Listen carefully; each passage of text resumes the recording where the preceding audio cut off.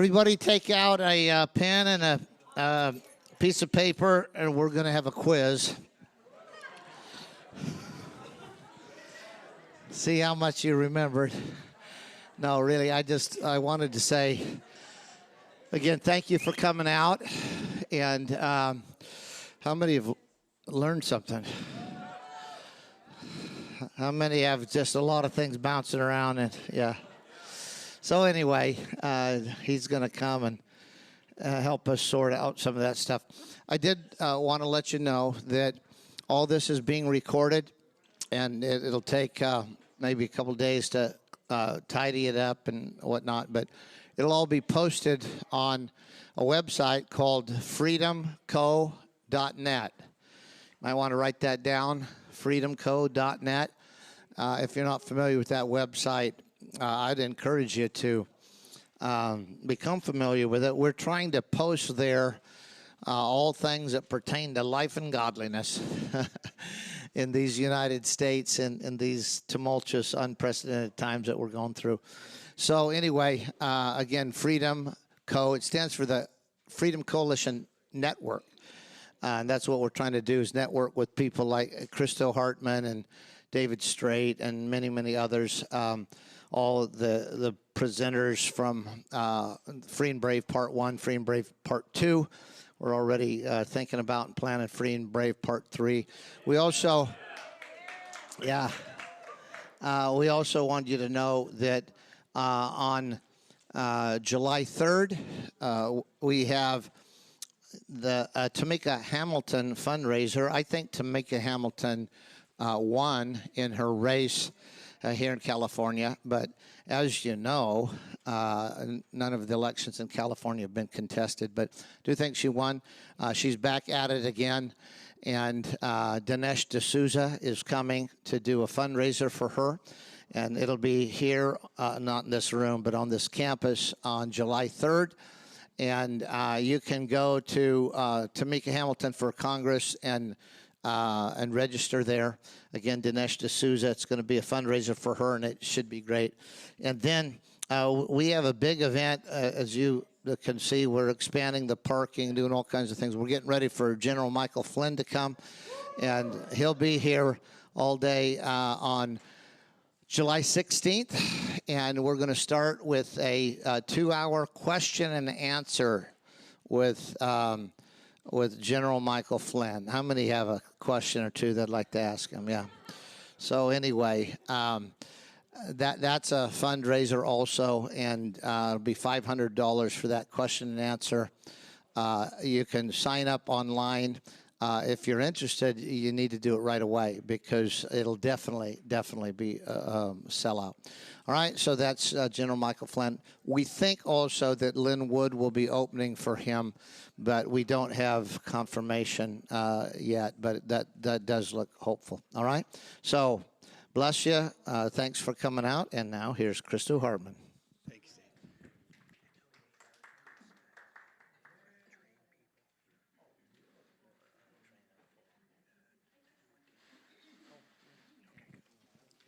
Just checking, you know. First of all, I wanted to say that I know we're all eager to find out more information when David's speaking. As anyone that speaks, you have a train of thought and everything. So if you could just write down your questions instead of interrupting him, and then you're going to have more information come out with that particular subject. It's just amazing, okay? But write it down, and we will have time for you to ask all those questions. In addition, and this is very exciting, not only are you here for yourself to become a breathing, living man and woman, but you, or I should actually ask, who is interested in learning this information, becoming a national, and becoming a trainer and do what David does?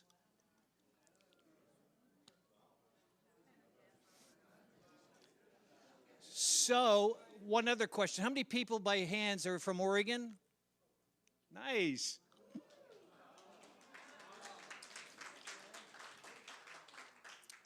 So, We haven't determined a day of the week, but every week we're going to have a meeting, and we're going to go over your repudiation, make sure that it is accurate, and then we're going to have scenes in court. A person will play the judge, the prosecutor, the accused, the bailiff, and so everybody gets their chance until you got it down expertly. And again, just like David said, do not try this at home. Do not try this until you are expert and you're very confident with all this. So in Oregon, it's going to be Thursday nights, and we begin this Thursday in that training. Thank you very much. God bless you. And here's Mr. David Strait.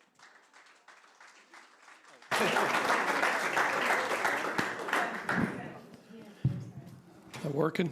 Okay.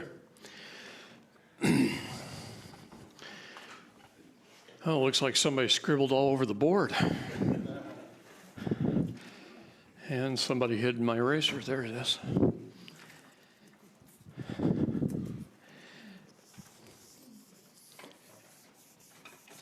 You know, in order for people to take dominion and do what God commanded us to do, He commanded us to take dominion. I mean,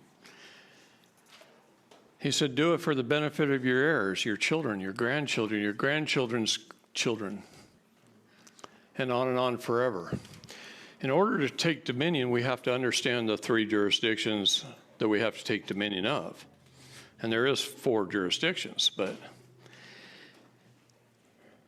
all of our courts actually operate in all 3 jurisdictions.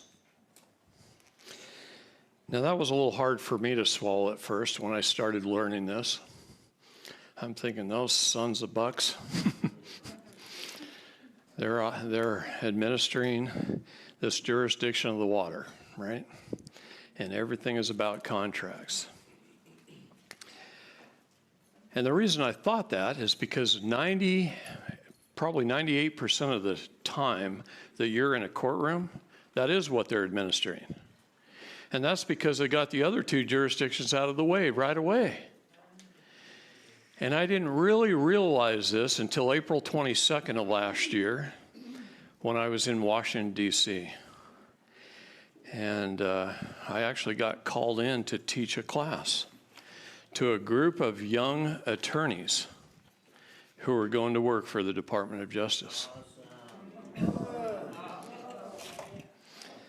So lots happened over the last year or so. But these guys were Georgetown graduates and Yale University graduates and Stanford graduates in the law with jurid doctorate degrees. And I'm thinking to myself, well, who the hell am I? I don't have no jurid doctorate degree. All I've done is studied for a long period of time and tried to help people. That's all I've tried to do. And why am I getting called in? It's because these guys were watching me. And President Trump, he said, I want to get back to the rule of law. And he told William Barr that you need to get David up there. And I was a little bit intimidated because these guys are Yale graduates and Stanford graduates and Harvard graduates and Georgetown University graduates. And who's David? A farm boy from a mill town in Oregon who tries to help parents? And I started my class off with 2 or more of everything, just like I did this weekend. And I started my class off with LAW. And I only had 4 hours. So I had to cram a lot of information into these kids in 4 hours. And I say kids because they're in their 20s. I'm not. And this one young man came up to me afterwards, and he said, David, I graduated from Georgetown University, tops of my class. My father was a judge, and my grandfather was a judge. My father taught as a professor of law at Georgetown, And back when I was 16 years old, before I even graduated from high school, long before I even went into Georgetown University, I got to sit in one of my father's Saturday classes. And the Saturday classes is when the judges come in to be taught. And I thought, that's pretty cool. I didn't even know that happened, right? That the judges come in to be taught. And my father told a story, and I was sitting in the back of the room.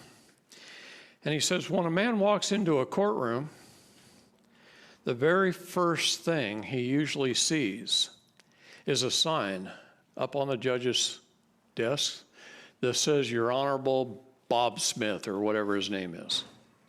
Your Honor.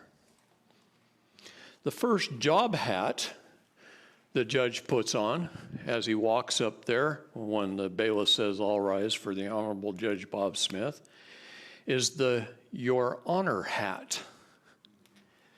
Honor deals with trust, the jurisdiction of the air, as you said in class. The highest form of law, trust law, to be a fiduciary. And you can't have honor without trust, and you can't have trust without honor. So when he's wearing his Your Honor hat, he's looking for the man to walk into the courtroom. When I say man, I mean mankind, anybody, to walk into the courtroom with their express trust in hand. Now, there's only two types of trust, express or implied. Express means it's written. But Lady Justice has two ears. She's got to see it, and she's got to hear it. Now, does she have to read it? No. Not a trust. Trusts are private. But if the man walks in with his express trust in hand, and he holds it up, somewhere in this stack is my God trust. There it is. And he holds his trust document in his hands. And he clearly expresses the trust. Then he's taken dominion over that jurisdiction. Now, in order to clearly express the trust, you have to say, Your Honor, you can't imply that there's a trust because I have an express trust. And my trust clearly states who the executor is, who the trustee is, and who the beneficiary is. And it's not you, and it's not the prosecutor. So you can't imply a trust when an express trust exists. Okay? Which means, Your Honor, you're acting as executor de son tort, or a false executor. Now, that statement right there gave me dominion over the jurisdiction of the air because I have my document in hand. You see what I mean? So I've took dominion over that juris.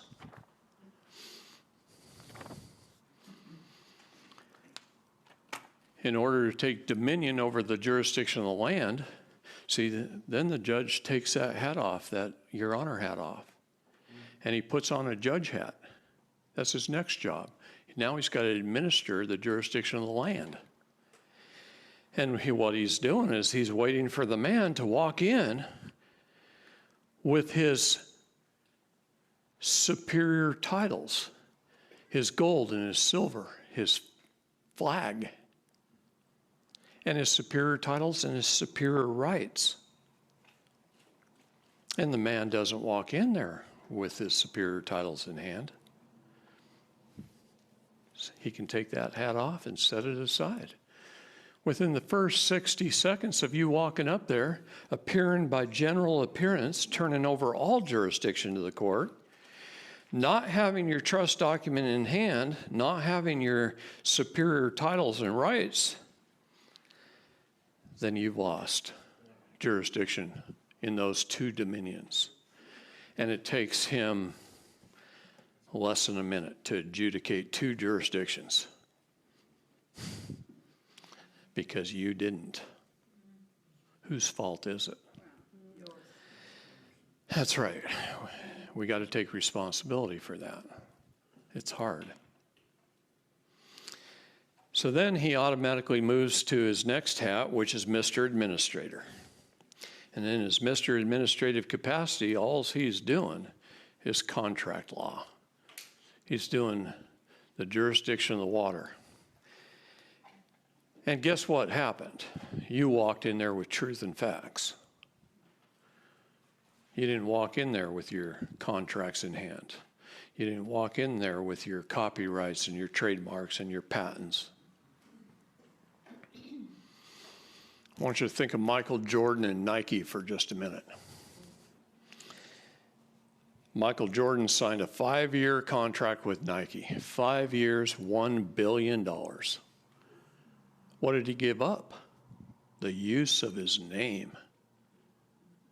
That's it. Nike puts his name on $7 billion worth of t-shirts and shorts and tennis shoes and sells them. And they pay Michael $1 billion. It's $200 million a year. Not a bad gig if you can get it. Just for giving up the use of your name, which, by the way, was trademarked and copyrighted and under contract with Nike. So in Michael's contract, it says, notify Nike if there's any problems legally in your life. You notify us first. Otherwise, you're in breach of contract, and there goes your $1 billion. So Michael says, okay, I'm not going to breach my contract. But he drives down the freeway outside of Chicago, a little over 100 miles an hour in his Ferrari, and he gets stopped, and he gets a traffic ticket. And he calls up Nike, and he says, hey, I got this little legal problem. It's just merely a traffic ticket. I was going a little fast on the freeway. Nike says, when's your court date? So Michael tells him the court date and time. No problem. They just load up a bunch of Nike's corporate attorneys on the G5 and they land in Chicago. And they go to traffic court with Michael Jordan. Do you think they walked in there and talked about the road conditions and the temperature and how many cars were on the road and how safe it was and what the officer did or didn't do or the speed he was going? Did he argue any of the facts? None whatsoever. They walked in and they said, Your Honor, no one got the express written permission of Nike prior to writing Michael Jordan's name down on a ticket. Therefore, violating the copyrights, trademarks, and contracts of Nike, and under Title 35 of the United States Code, you can regulate business, but you can't interfere in it. We demand that anything with Michael Jordan's name on it be destroyed immediately and our property returned to us. Case closed. Case closed. No fact or truth shall be tried in court. We all try and argue the facts because we want justice, and then what we get is just ice.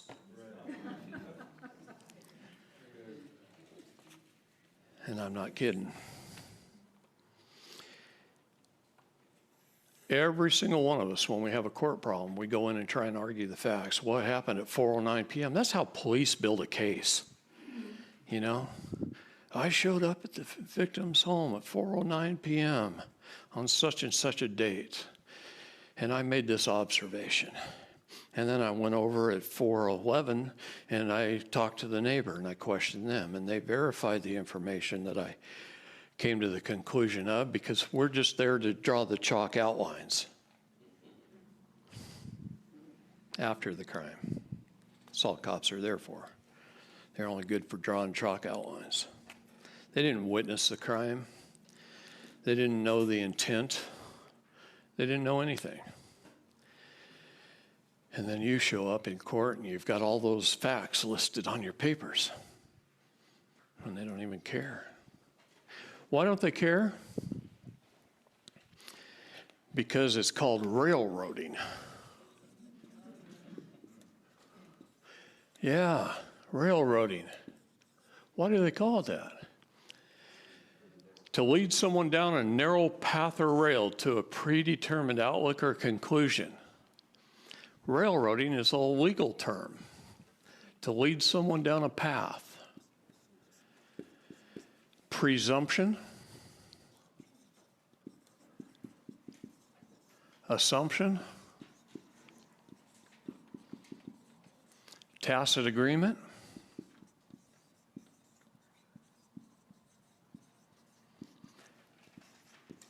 And hearsay.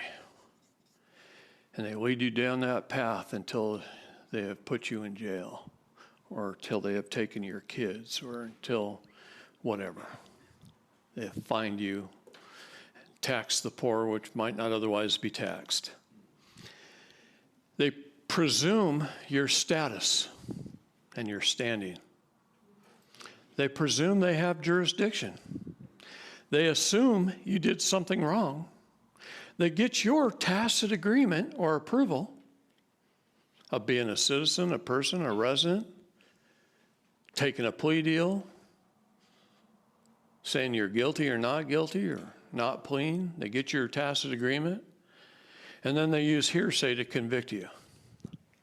Because where was the intent? Where was the first-hand witness? Where was the evidence that you did anything wrong? Where was it? That's how our justice system works. No fact or truth shall be tried in court. And you can't win in a family court when the family court is evil. Family courts, if you don't take it away from them, you will lose. You can't win in a family court. They are evil. They are trafficking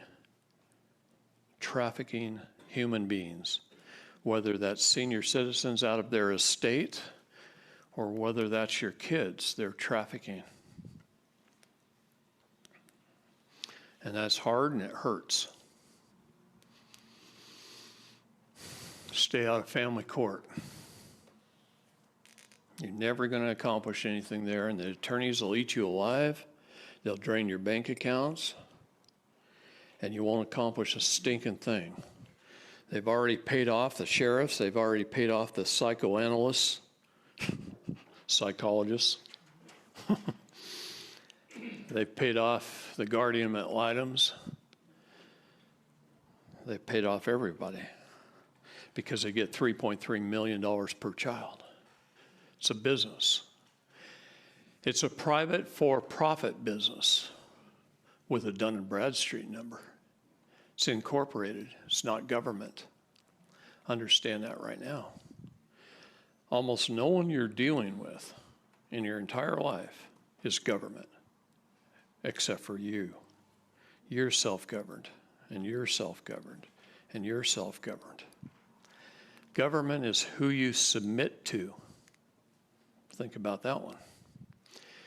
It's who you submit to. When they lead you down this path, well, you're screwed.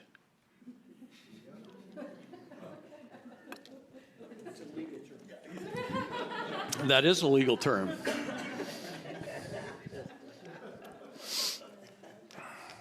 Because they made some presumptions. Is that truth? They made some assumptions. Is that truth? Was there any full and honest disclosure of the terms and conditions? Is that truth? And where was the first-hand witness? Where was the corroborating witness? Where was the intent to commit the crime? They accused you of something, right? They made some kind of accusatory statement, and the reason why they took your kids away from you. Does that mean you were a bad mother or father? No, not at all. Not at all. You did nothing wrong. And they did it to you anyway.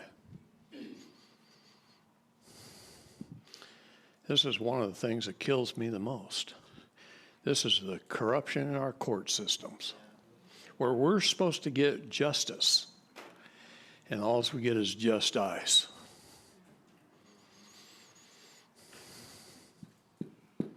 I brought that up in federal court, and it went unrebutted. In Timmy's trial, and we called the judge out for capital felony treason against we the people, and it went on the record 3 times without him denying it.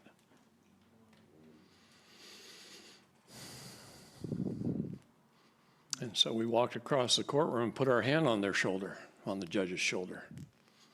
That takes a little guts, especially when the whole sheriff's department is lined up against the back wall, right? And we put our hand on his shoulder and we said, "You're under arrest." Now, we know the sheriff's department's not going to do anything about it, but if you'll close the case down immediately and recuse yourself and not come back to the bench, we'll let it go. Dismissed. It's exactly what happened to 3 judges in a row. Okay, 3 judges in a row we had to do that. That is an absolutely scary thing to do.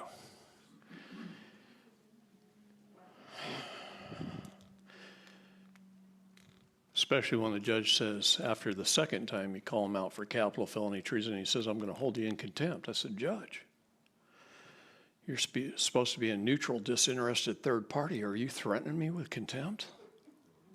Is that what you're doing? Are you threatening me? Are you going into dishonor?"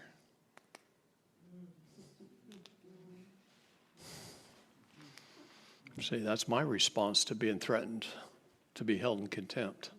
I've been threatened lots of times. I've never been held in contempt once because I say that. I extinguish the fire. That judge might be pissed, but it's better for him to be pissed than me be in jail. Okay? This is a major, major issue. Learn it. Teach your children that this is what's happening. Keep them out of jail. I don't want anyone to go to jail. It's not a nice place. Sir, please can you say that again about the disinterested third party? Your Honor, the argument, think about it, the argument is between me and the prosecutor. It's not between me and the judge. He's supposed to be a referee, a neutral, disinterested third party, unless, of course, he's trafficking children. And he does traffic children, some of them, especially at the family court levels, especially when they're county commissioners who become judges, especially when they're Masons. Most of them are. See, California has a perfect storm. California, the sheriff is also the coroner. Boy, he can shoot you, write the report, do your autopsy, write the report, bury the body, write the report, issue the death certificate. That's worth some dollars too. Oh, it's worth a lot of dollars to the ones trafficking children. See, he covers up for them. They all scratch each other's backs. So then you end up with attorneys and judges and others getting paid off the profits of the backs of the children.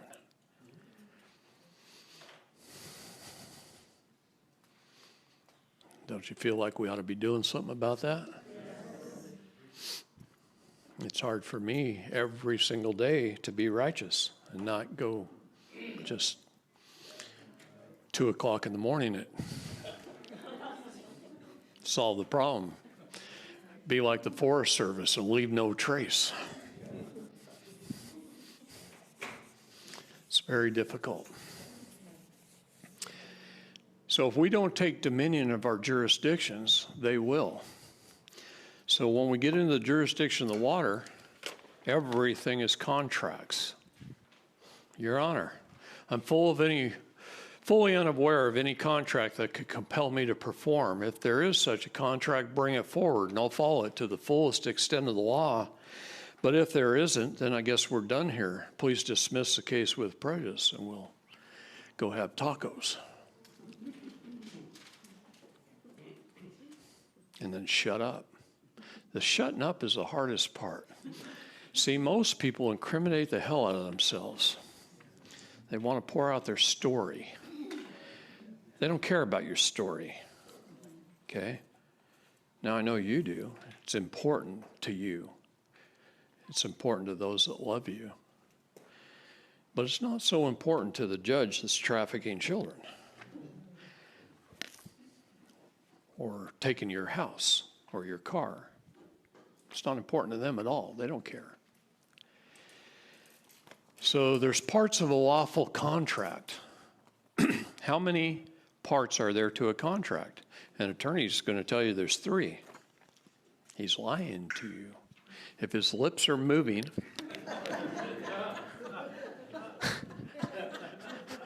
he is an actor to a turn, right? Number 1, there must be parties competent to contract. The parties to a contract should be competent, being of the age of consent, of sound mind, not disqualified from contracting by any law to which he or she is subject. A flaw in capacity may be due to minority, lunacy, idiocracy, drunkenness, or dissimilarity of kind. Dissimilarity of kind. The parties should be of the same kind, being either legal fiction actors or natural living men and women. Allowing more than 2 parties is okay, but never a mixture of these kinds in their respective jurisdictions. One of the reasons patriots lose and sovereign citizens lose, and sovereign citizen, that's an oxymoron. You can either be sovereign or you can be a citizen. What a sovereign citizen is somebody in the middle, claiming to be the king, but he's not. So, but it's an oxymoron. Never a mixture of these kinds. So the sovereign citizen, the patriot, he goes in there and he says, all right, I'm going to sign as the man, and I'm going to put my thumbprint. Great. That's one jurisdiction. And he mixed it up. Who was suing him? The only one that could sue the state of Cali is the vessel. Now I can represent the vessel as the executor, but I can't go in there as the man or any way, shape, or form. I can't do it. If I do, it'll just be thrown out. They'll laugh. They'll call you a minor, incompetent. They'll be in the back room in the judge's chambers just laughing their asses off at you. And you walked out and said, man, my documents were good. They had all the truth and all the facts. I think I did everything right.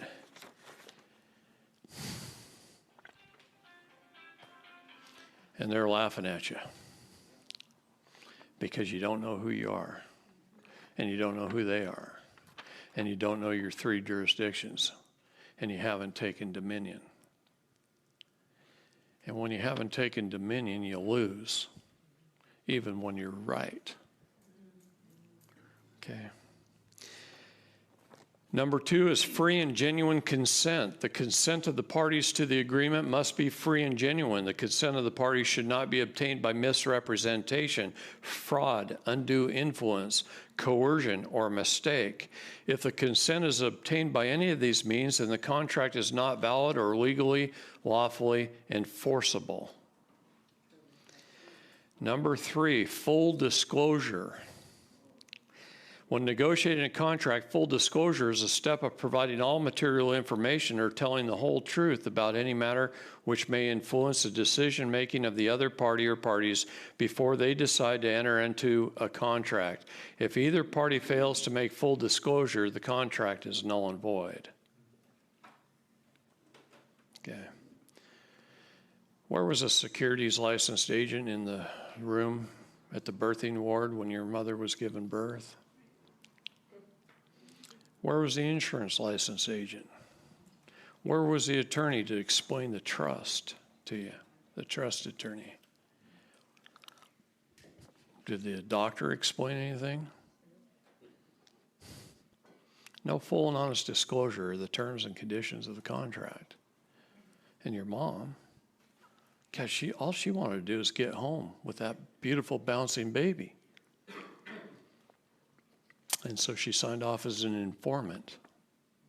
And when you sign off as an informant, you gave the title and equity of the child to the state. And it created a doctrine called parens patriae. If anything happens to you, I can't spell. Let's try that one again. Parens patriae.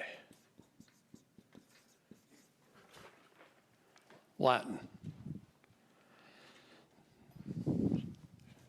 Short version is the state is your parent.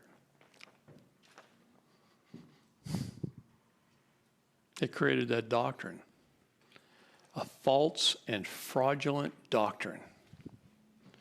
And so the family court thinks they have, under the doctrine of parens patriae, and judges even admit this on their court documents if you ask them. Parens patriae.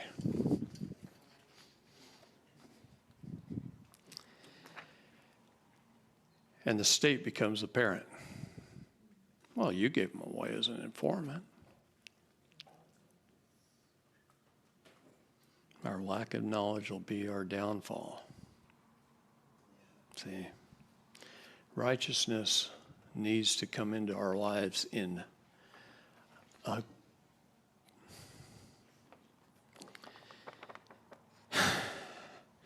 much more profound way than we're getting it from our great churches, from how we're reading it in the Bible when we read chapter and verse. When we read chapter and verse, we take things out of context.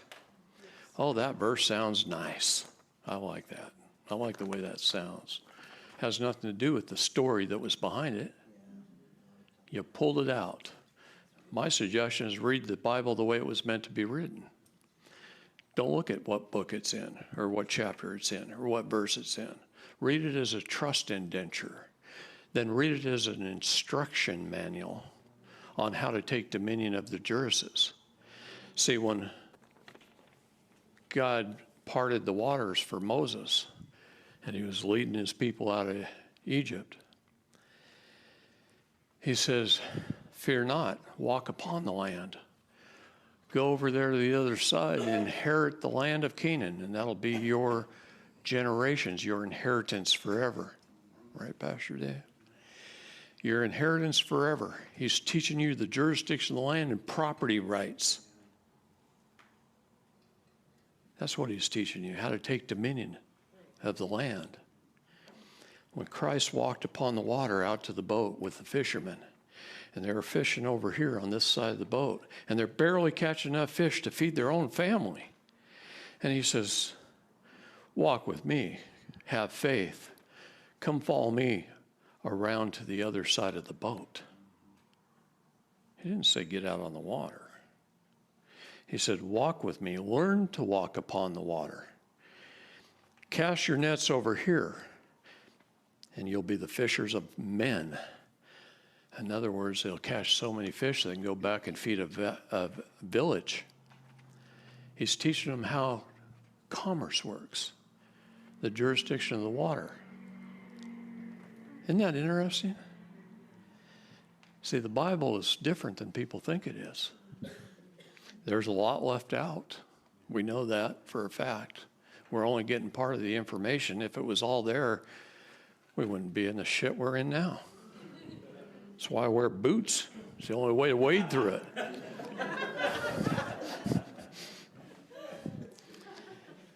I'm serious. It's a joke. It's for fun, but I'm serious. If you get a traffic ticket, it's because they used the jurisdiction of parens patriae to give it to you. By your own tacit agreement of being a citizen, person, or resident. See, it's a driver's license application that gets you in trouble.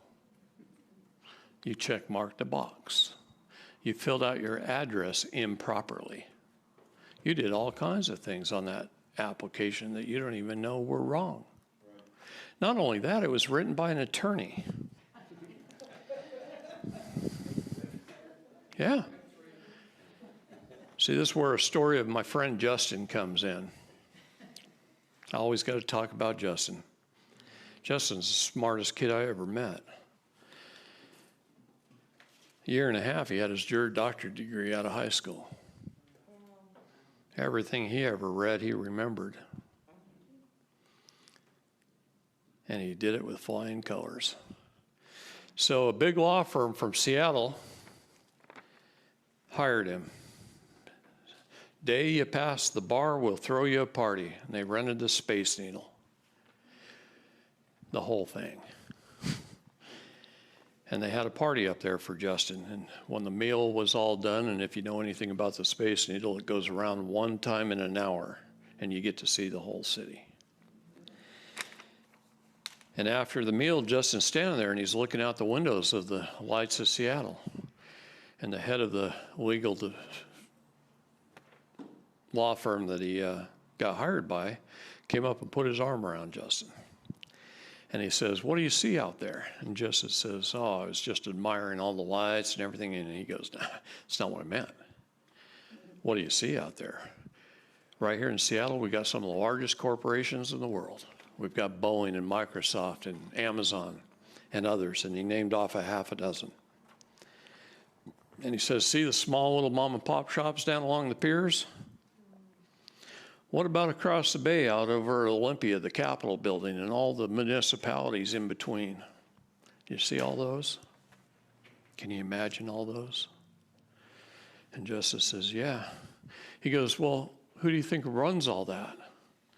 And Justice says, "Well, all the big corporations, the CEOs run them, and the governments, we the people, go to our legislatures and we affect law, and the law is passed, and so I guess we the people run our legislators, as it says right there in the Constitution."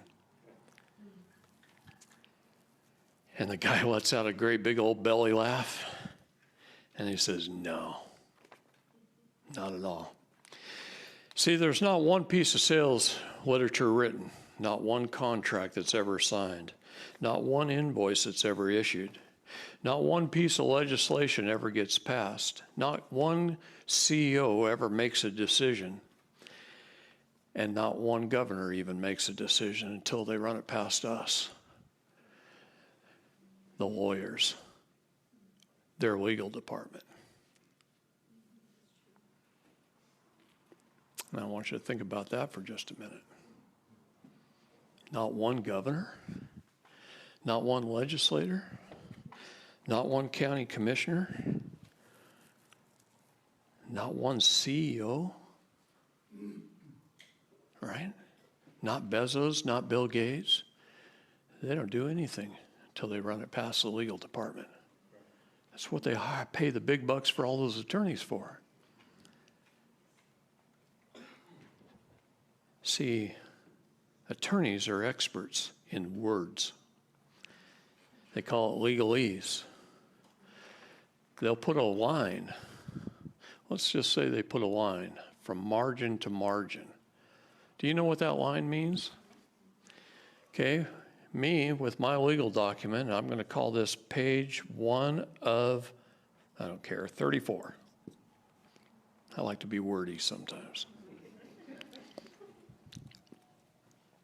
But if I drew a line from margin to margin, well then, this is page 1. That page, nothing on it exists. It's not numbered. It's not part of the document. See, you weren't taught styles, were you? There's a Chicago Styles Manual. There's a DC Styles Manual. There's an Oxford Styles Manual. And the English language is nothing without learning styles. You don't know what hyphens mean. You don't know what lines on a document mean. You don't know what a box means. See, attorneys are really good at putting things in boxes. And that's called the four-corner rule, and they just took it out of the contract. It becomes a separate contract from everything outside of it. This is the way they screw with you. This is the way they screw with you. Valuable consideration. The consideration is something of value possessed by the parties that is brought to the contract table. This something of value is bargained for and given in exchange for a promise or a performance. The parties must each receive a benefit and each suffer a detriment. To be enforceable, a contract must have valuable consideration. A contract is unenforceable if it has insufficient or unequal consideration without agreement. We can have unequal consideration, but we must agree upon that, where we literally say in the contract that we understand it's unequal, that I may get a future benefit down the road, right? Like maybe a few blessings. All right. Number 5, certainty of terms. Is the fan on in here? David's brain creates heat. The terms and conditions of the contract must be fully disclosed and agreed upon and must be certain and fixed. Any subsequent variation of terms must be agreed upon separately. That means it must be an addendum to the contract. Number 6, a meeting of the minds. A meeting of the minds, a consensus ad item, occurs between the parties when they recognize each other, understand their mutual obligations, and agree. A meeting of the minds occurs between living men and women in lawful matters and between legal fiction actors in legal matters. See, lawful matters, this is a good one.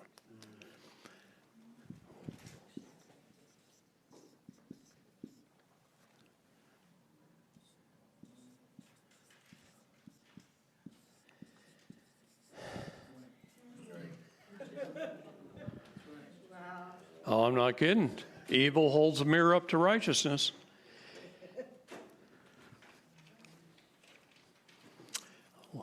The legal definition of the word legal is very interesting. It is the undoing of God's laws.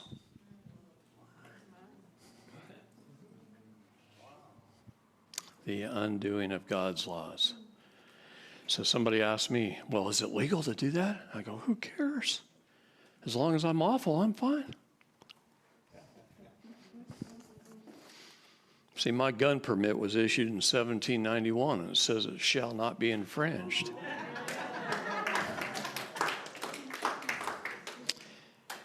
And if they've got an A1 tank, I can have an A1 tank. If they got an A-10 plane, I can have an A-10 plane. I like the sound of warhogs make anyway. Whoa, object destroyed. It's kind of like a video game. It's very quick, 20 millimeter revolving barrel. Whew.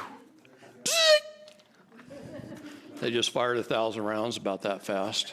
Object destroyed. It's kind of fun. Anyway. Number 7, autographs or signatures. Lawful written contracts between living men and women must carry the wedding autographs of the parties, compromising living identifications such as a thumbprint. But more often, living standing is recognized by an unambiguous declaration with a handwritten wedding autograph included the prefix by :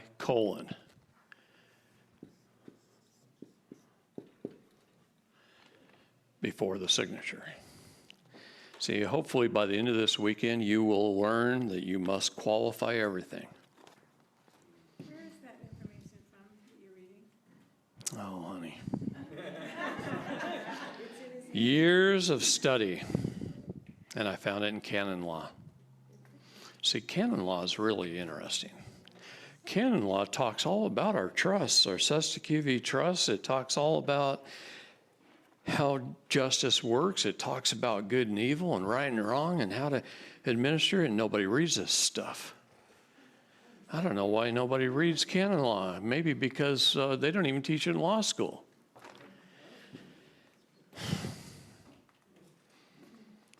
Sir, Yes. how can you ignore, because I got the canons of positive laws. Mm-hmm. It talks about, the natural, not the natural, the true trust, the true person.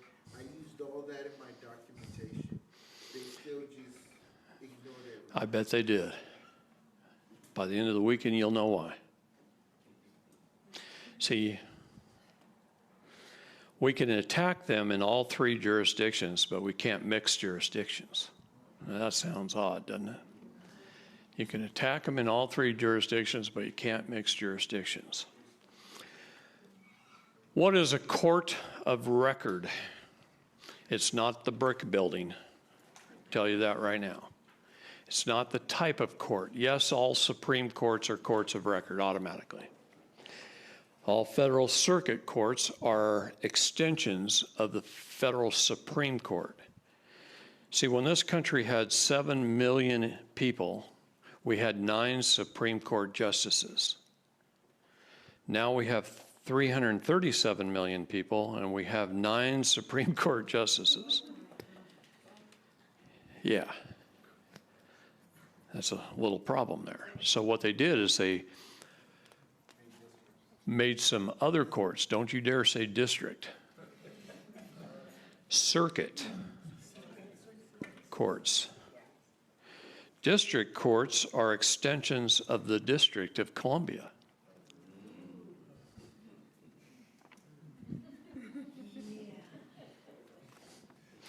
Got to know who your enemy is. If you don't know who they are, you're going to get, well, taken advantage of.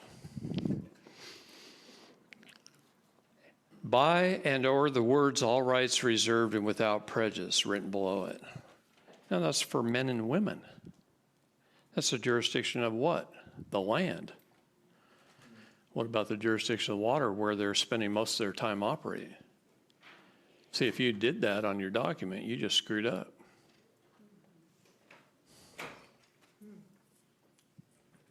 And you usually lose. See? You usually lose. The highest form of law is the jurisdiction of the air. The air is above the land, which is above the water. That's your 3 jurisdictions. Man, I can't write.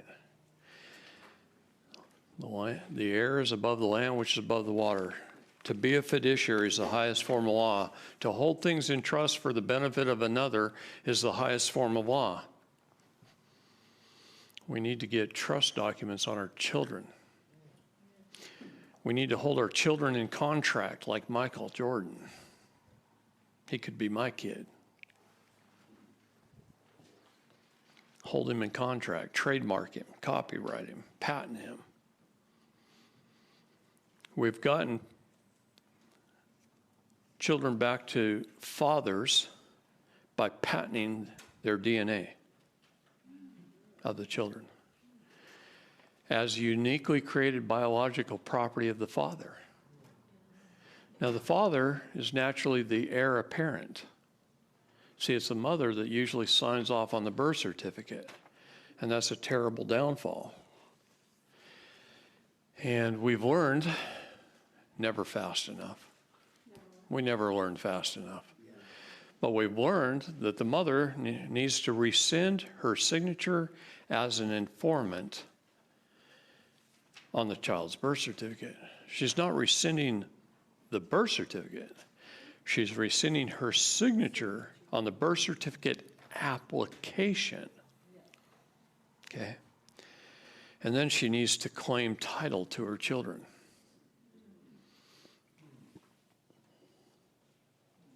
See, right now, the counties in California hold title to the children. Go to the county courthouse, they got the kids' birth certificates. What age? What do you mean, what age? I mean, is there a limit on the age? I'm sorry, I didn't hear you. Is there a limit on the age? Well, technically, he's only a child between birth. No. Age 8. Between birth and his 8th birthday. His 8th birthday is the age of accountability. That's when they're children. They're your sons and daughters forever, aren't they? But that's when they can't do anything for themselves and the parents have to. Do you know at age 8, a child can claim its own estate? Really? Yeah. Well, is it? I'm not sure they're good money managers at that point. But they can. I don't recommend it. Most of them, until they're 40, they don't have a brain. I know, I got kids that are 40. Oh, wait, that tells how old I am. Oh, anyway, lawful is not necessarily legal. Anything lawful is God's laws, nature's laws, supreme laws of the land. Okay? Supreme laws of the land. Legal written contracts between legal fiction actors must carry the wet ink signatures of the parties as an accommodation from a man or a woman. See, there's a key in the law right there that most people don't get. Let me read it again. Legal written contracts between legal fiction actors. That means your vessel and the state. Okay, 2 legal fiction actors must carry the wet ink signature of the parties as an accommodation from the man or the woman. So you can either accommodate the vessel as the man, or you can accommodate the vessel as the executor. If you have a choice, which would you rather do? Every time. Learn to do that. Forget the other way. You don't need it for anything except titles. Do you have title to your kids? Do you have title to your car? Do you have title to your home? You don't own anything. Slaves can't own property. And when you go complain about it, that they're taking your property, they just take it. Because you're the slave. You didn't own it in the first place. But they don't sit you down as the slave. The master doesn't sit you down and say, you didn't own it anyway. It's a warranty deed. We declared war on you and you accepted. You hold it in joint tenants in common. Husband and wife renter to the state. Oh, they forgot to mention that? How many law classes did you have kindergarten through 12th grade? Same number I did, 0. None of us had it. We all had to kind of figure it out as we go. Maybe another 50, 60 years, if I live that long, I'll be good at it. See? We're all just trying. We're trying to help others. We're trying to help ourselves. And boy, does the devil work hard. Number 8, this is my favorite. Privity of contract. A contract exists only between the parties. No third party can obtain rights contained within a contract or buy or sell a contract without the express permission of the original parties. So, Professional Credit Services calls you up on the phone. Says, David, hey, remember when you were sick and you were over at the hospital and that bill got up a couple $1,000s? We went over there and we bought that from the hospital, and you owe us $2,148.19. And I say, Mr. Professional Credit Services, did you pay off my hospital bill for me? That was very nice of you. I really appreciate that gift at this time, as I obviously have been unhealthy and not able to work properly, and I'm a little short on funds. So I really appreciate that gift at this time. But you and I, there's no privity of contract.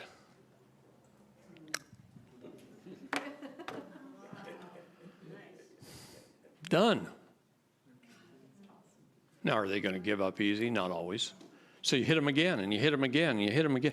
Rule of 3. Remember this. What does God say in the Bible? Oh, he talks about the rule of 3 all the time, all the way through it. So does our just ice system. They got to hear everything 3 times. Most people only get to tell them once, and then they give up. You don't give up, ever. You never surrender until they're hauling your body off the stage. That's what we used to say. Drop us in, burn the bridge behind us. Because there is no defeat. Okay? There is no defeat. That's the 8 parts to a contract. Pretty stinking important. See, in order to take dominion of the jurisdiction of the water, which is what I'm trying to get through here in a number of different ways, so you understand it,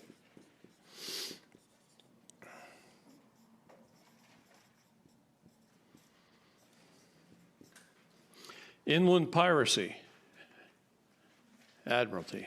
See, the U.S. Navy put the high water mark up on the mountains in Colorado so that we're all underwater.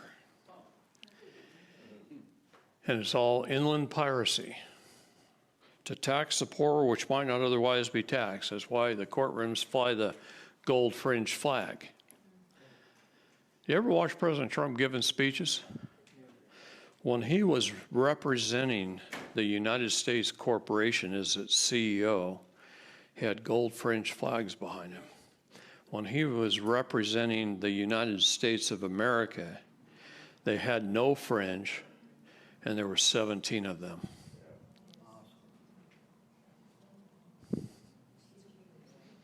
How many people have seen our civil flag of peace? How many people know we have a peace flag? Not very many. That's pretty sad. And the reason why is there's only been 3 years since 1776 where the United States of America has been at peace. Now that's even sadder.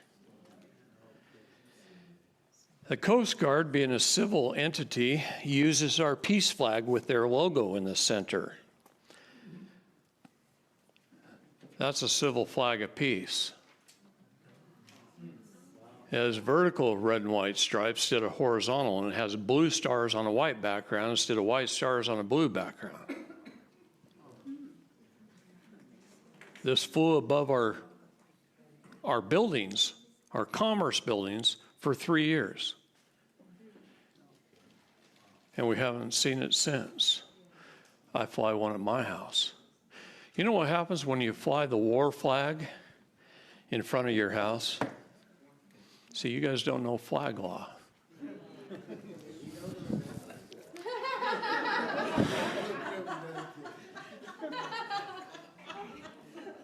Title IV of the United States Code.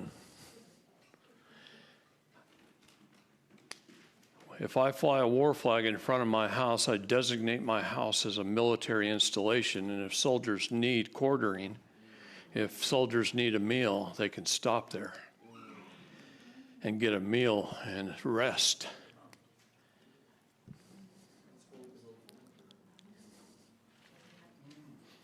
but you're also subject to foreign invasion. See, patriots don't even know who they're patriotic to. They pledge allegiance to the flag of the United States of America. And they swear an oath to the war flag. Who wrote the Pledge of Allegiance? William Bellamy. William Bellamy was hired by the President of the United States to write the Pledge of Allegiance. He was head of the Communist Party of America.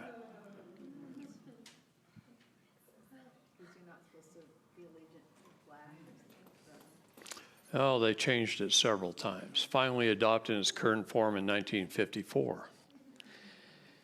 William Francis Bellamy. You'll see his name as Francis Bellamy and William F. Bellamy and whatever. He was head of the Communist Party. Is an oath bad? No. But is an oath to the wrong thing bad? Yeah. See, I only pledge allegiance to my God. We have no king but God. He is the King of kings, and I am a king. He is not the king of slaves. He tells the slaves to come out of her, O ye Babylon. Be a king. You're a king, and you're a queen, and you're a king, and you're a queen, and you're a king, and you're a queen. Stop being slaves.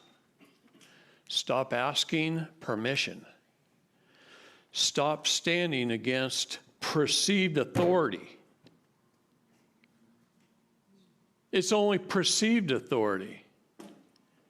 I already told you the FBI has no authority to even exist, and you call them up to help you with problems. All they're there to do is cover up for the deep state, the cabal. Trump wanted to abolish the FBI really bad. JFK did too. Exactly right. So,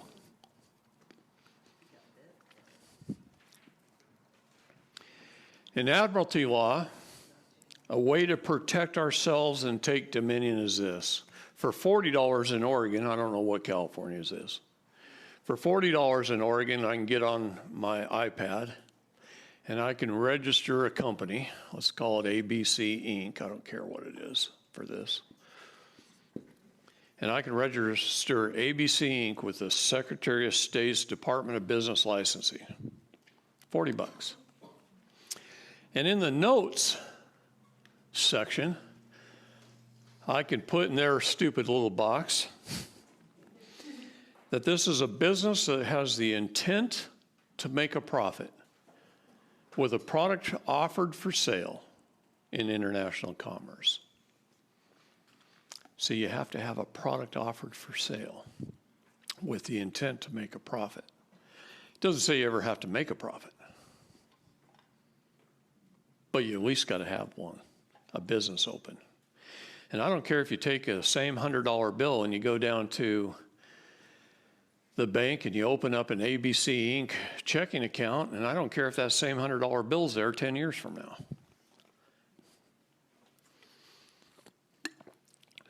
You never have to make a profit. You have to have the intent. Now, $40, 15 minutes, I can do this. And I can set this company up. I can go on the IRS website and I can give it an EIN number. I can go on the website of the United States Patent and Trademark Office, and with a little more time, because the first time you do this, you better watch all the tutorials. You're going to use the T's plus form. U.S. Patent and Trademark Office. T's plus. And you're going to do a bulk trademark registration. A bulk trademark registration. And you're going to take your kids' birth certificates and your birth certificate and your wife's birth certificate and you're going to register all of the vessels on the T's Plus form under ABC Inc. Now, I highly recommend you go down to a t-shirt shop where they do screen printing, and you put the word ABC Inc. No, you make up your own shit. I'm the king. I made up ABC Inc. Okay? Just like the Nike swoosh, you put it above the pocket, ABC Inc. And now you put your trademark names of your vessels on the backs of 6 or 7 different colored t-shirts. Make them in your size because they're fun to wear in the court. Yeah, we're doing this now the last few months across the country. And you make up these t-shirts with the kids' names trademarked on them, just like Michael Jordan. And now you write a contract, a simple contract giving the children 10% of the profit of the company on the sales of their t-shirts, and hope grandma buys a bunch. She's probably the only one that's going to buy some with your kid's name on it. You know, maybe some uncles and stuff. Anyway, register them, set up the company, make it a legal, lawful business, keep it up. Costs you almost nothing. To do all this is maybe a $500 bill. Buy some t-shirts. Now, CPS shows up at your door. First, you give them a warning to all agents. I have a form, one-page form.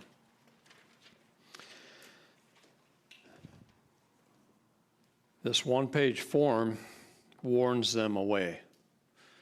And we have stopped them from taking a whole lot of children with this form. Now, that's before it happens. It's always easier to solve a problem before it happens. Okay?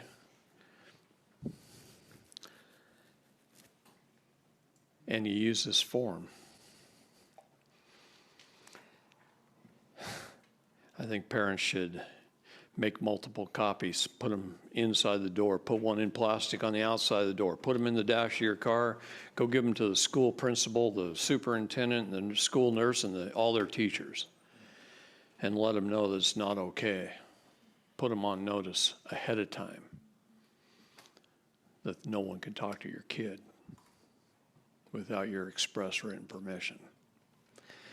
But if CPS does show up, you go to your very first hearing before it all gets screwed up by truth and fact. That's what happens. Everybody goes in under truth and fact.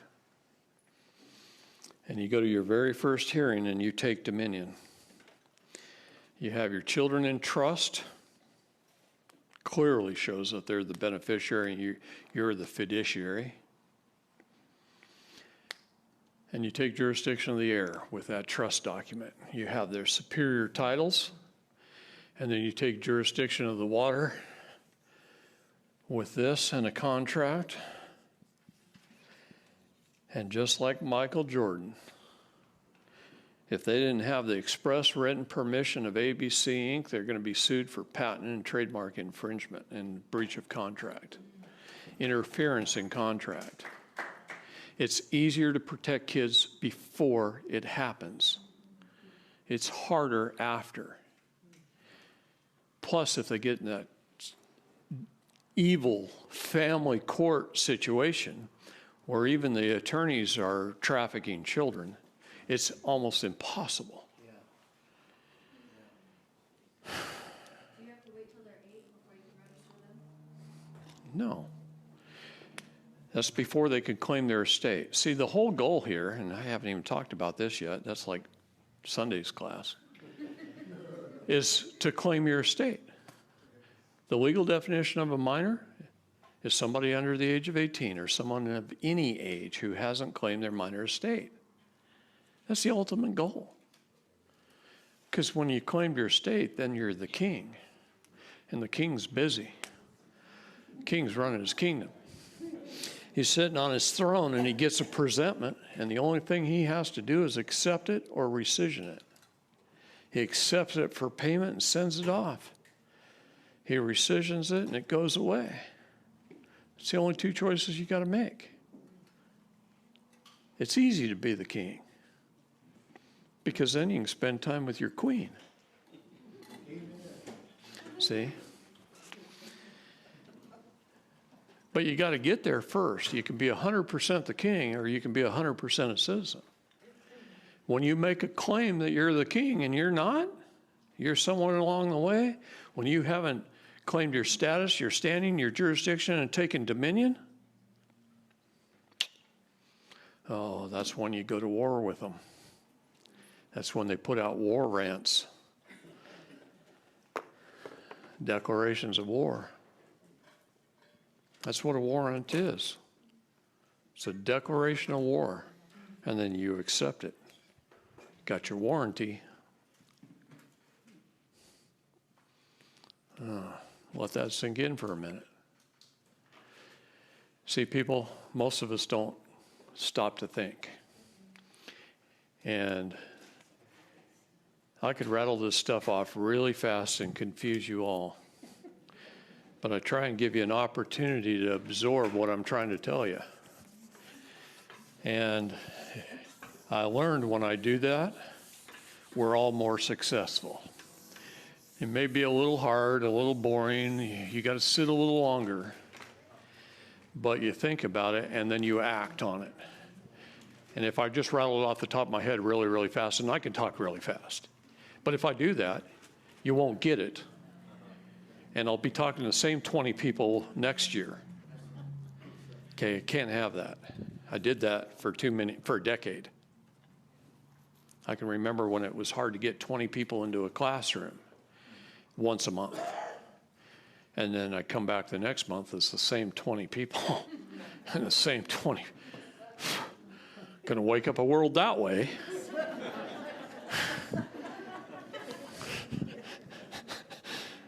No, I love this with a bunch of new people. It's wonderful. Especially a bunch of new people that didn't know David straight, that didn't know any of these concepts. Not one of these things have you been taught. And it's all acts of Congress that were put into place to create this system of fraud. It's history. It's look-upable. You can look it up. I know that's a new word, look-upable. I'm going to patent that one.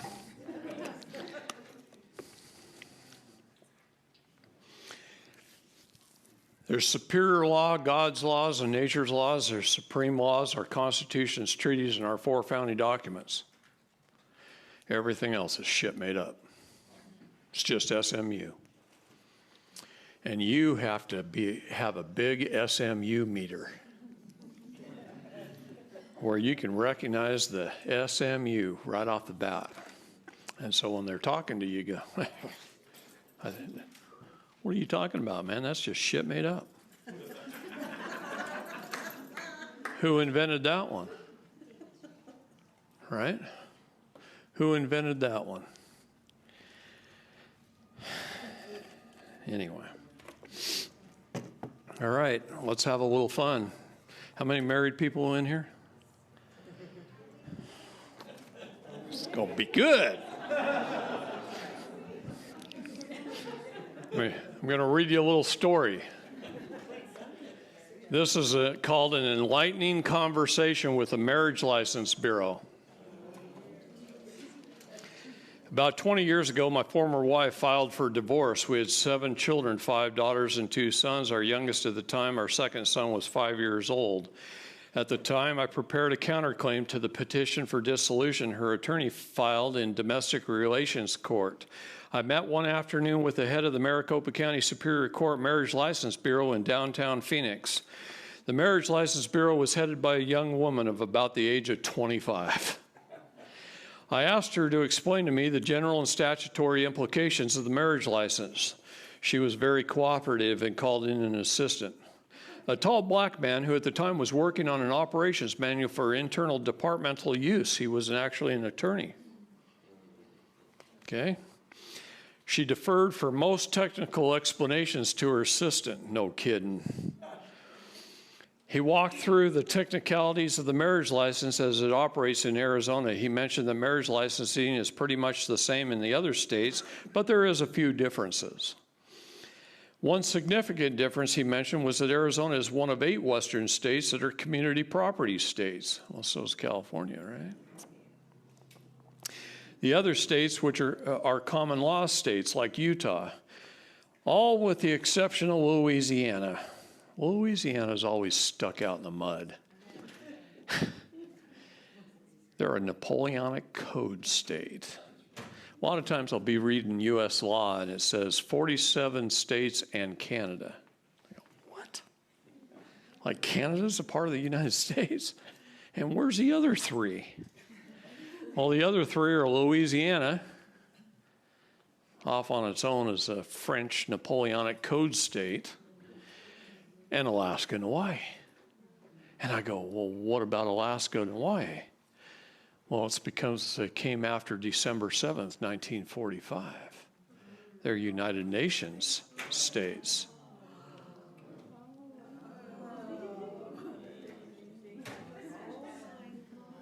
Yeah, dig that one off for a minute, okay? I help a lot of people in Hawaii. It's interesting. He then explained some of the technicalities of the marriage license. He said, first of all, the marriage license is a secular contract between the parties and the state. The state is the principal party in that secular contract. The husband and wife are secondary or inferior parties. The secular contract is a 3-way contract between the state as principal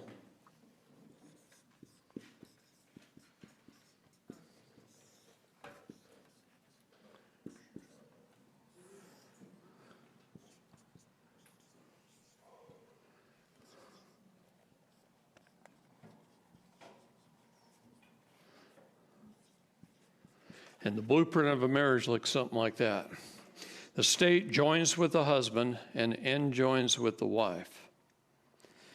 He said in the traditional sense, a marriage is a covenant between the husband and wife and God. But in the secular contract with the state, reference to God is on a dotted line and not officially considered included in the contract at all. Any architectural engineer will tell you that on a blueprint, a dashed line is a beam that bears no weight.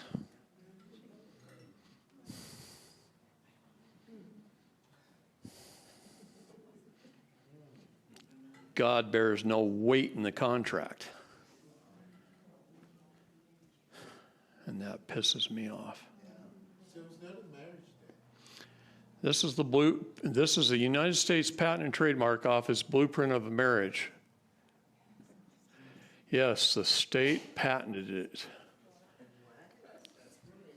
Everything's patented. Mortgage fraud's patented, everything's patented. Okay?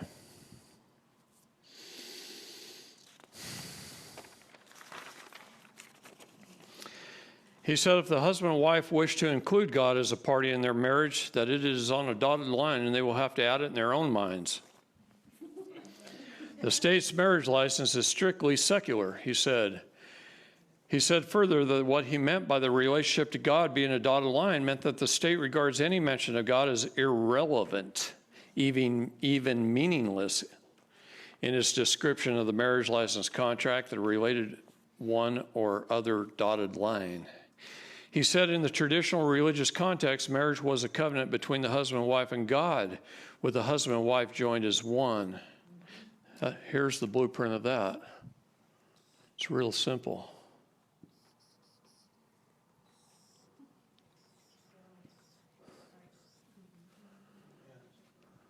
That's it.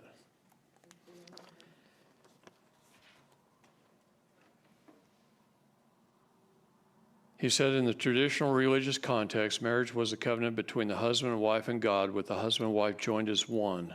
This is accomplished with a recording in the family Bible with 3 witnesses. A few years ago, I gave a seminar just like this to about this many people. And it was the 10th Amendment Society of Alabama. And they took it to heart when I talked about this. And they went to their state legislators and they enacted law and Alabama no longer issues a state marriage license. They take a family Bible, they record the event in the family Bible with 3 witnesses, they take it to a probate judge, and the probate judge records it properly upon the land.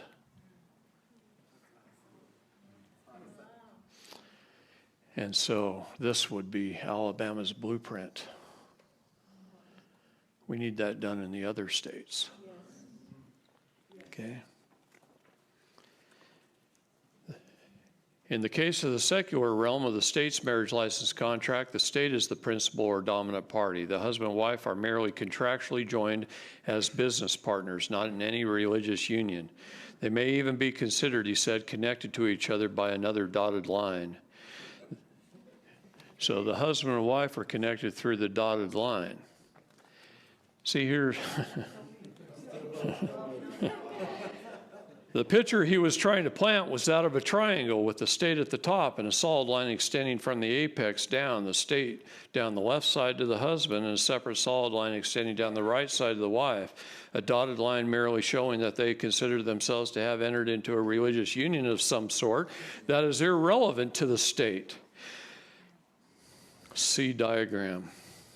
He further mentioned that this religious overtone is recognized by the state by requiring that the marriage must be solemnized, either by a state official or by a minister of religion that has been deputized by the state to perform the marriage ceremony and make a return of the signed and executed marriage license to the state.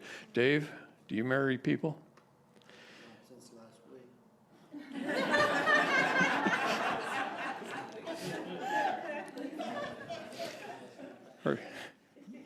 Did you ask permission of the state before you can marry people?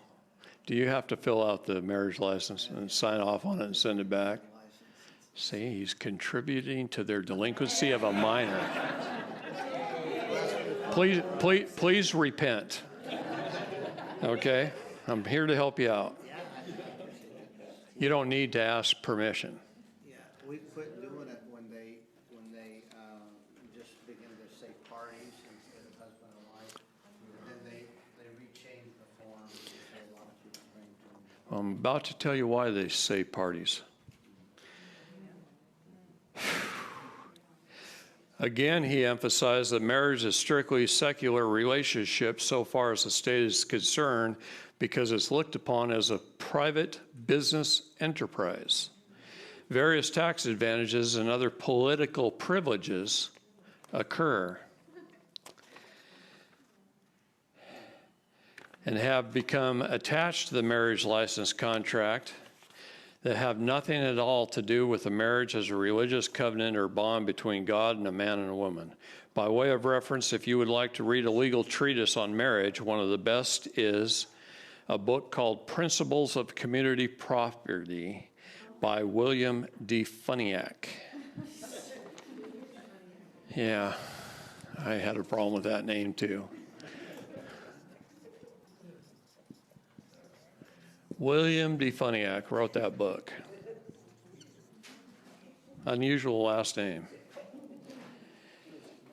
At the outset, he explains that community property law descends from Roman civil law through the Spanish codes of 600 AD, written by the Spanish jurisconsults. In the civil law, the marriage is considered to be a for-profit venture or a profit-making venture, even though it may never actually produce a profit in operation. And as the wife goes out to the local market to purchase food, stuffs, and other supplies for the marriage household, she is replenishing the stocks of the business.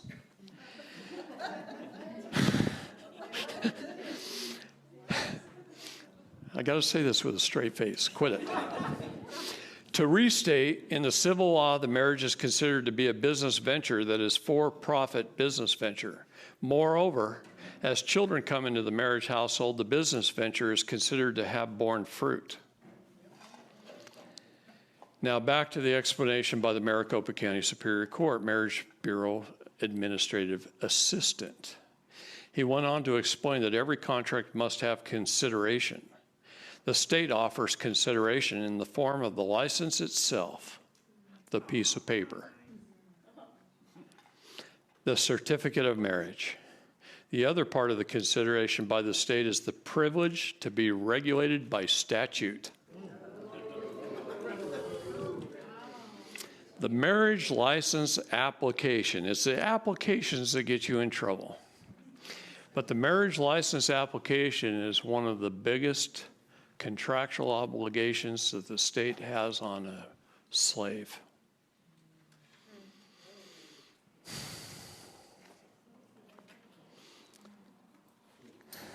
He added that this privilege to be regulated by statute includes all related statutes and all court cases as they are ruled on by the courts, and all statutes and regulations into the future in the years following the commencement of the marriage. He said, in a way, the marriage license contract is a dynamic or flexible, ever-changing contract as time goes along, even though the husband and wife do not realize that at the time.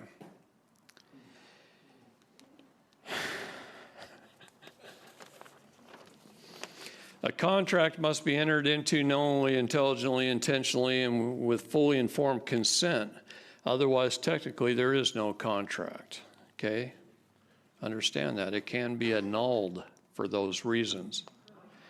Most people don't annul their marriages. They just get divorced. Well, here's what divorce looks like.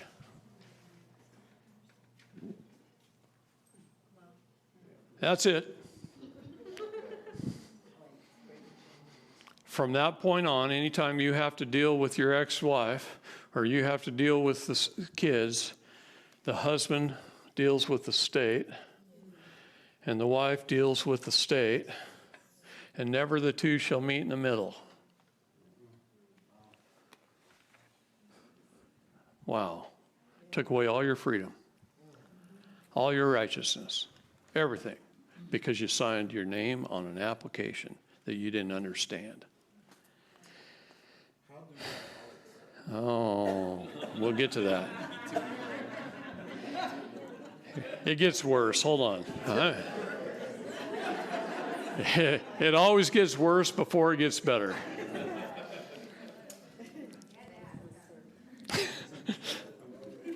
He said another way to look at the marriage license contract with the state is as a contract of adhesion.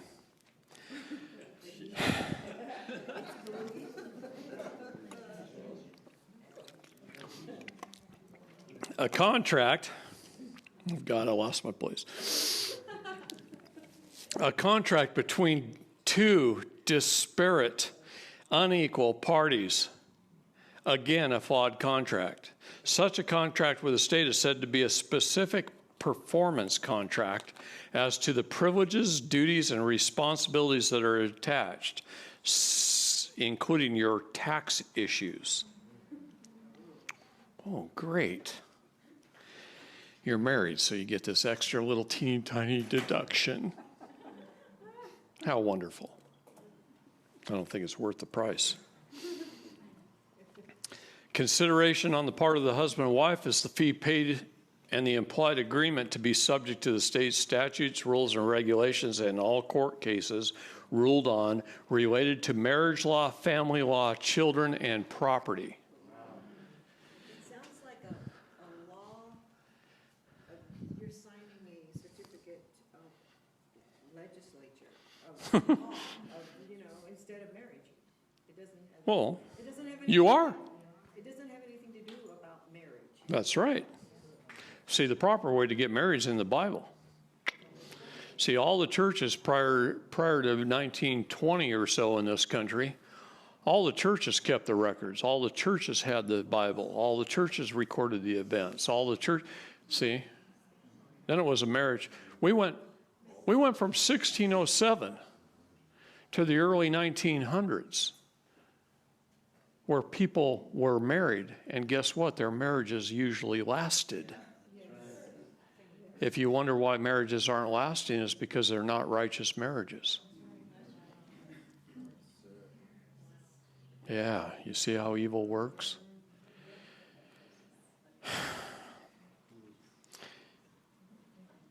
He emphasized that this contractual consideration by the bride and groom places them in a definite and defined by law position, inferior and subject to the state.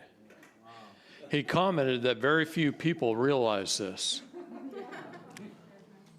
He also said that it is very important to understand that children born to the marriage are considered by law as the contract-bearing fruit, meaning the children belong to the state, even though the law never comes out and says so in so many words. But they actually do under the doctrine of parens patriae. Okay?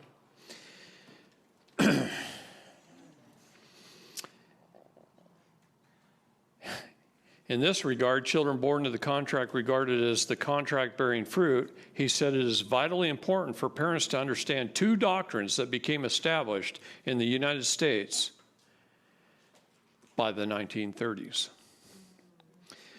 The first is the doctrine of parens patriae. The second is the doctrine of in loco parentis. In loco parentis. Parens patriae means literally the parent of the country, or to state it more bluntly, the state is the undisclosed true parent. What's that?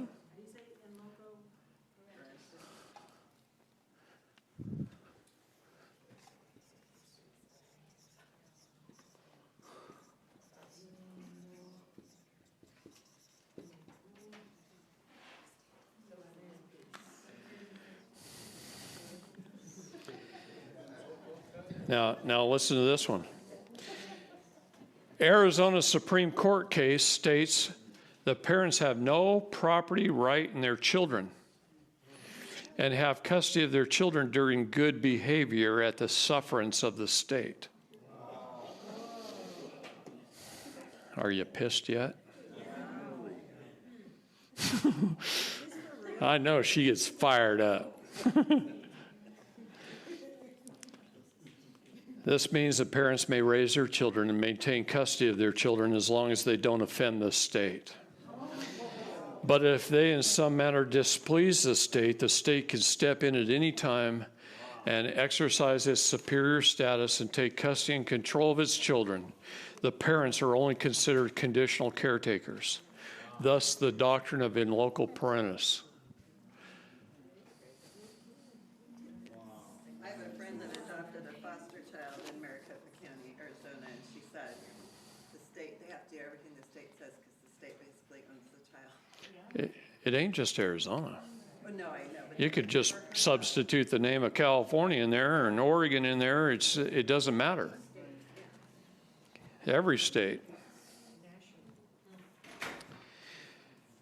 Okay, he also added a few more technical details if that wasn't enough. The marriage license is an ongoing contractual relationship with the state. Technically, the marriage license is a business license, allowing the husband and wife in the name of the marriage to enter into contracts with third parties and contract for mortgages and debts. What a benefit there, right? They can get car loans, home mortgages, and installment debts in the name of the marriage because it is not only a secular enterprise, but is looked upon by the state as a privileged business enterprise as well as a for-profit business enterprise. The marriage contract acquires property throughout its existence, and over time, it is hoped that it increases in value. This goes to the legal term limited conditional title or lease, the right to make a profit or to incur a loss. If you go down and buy a new car, and you register it, you get the opportunity to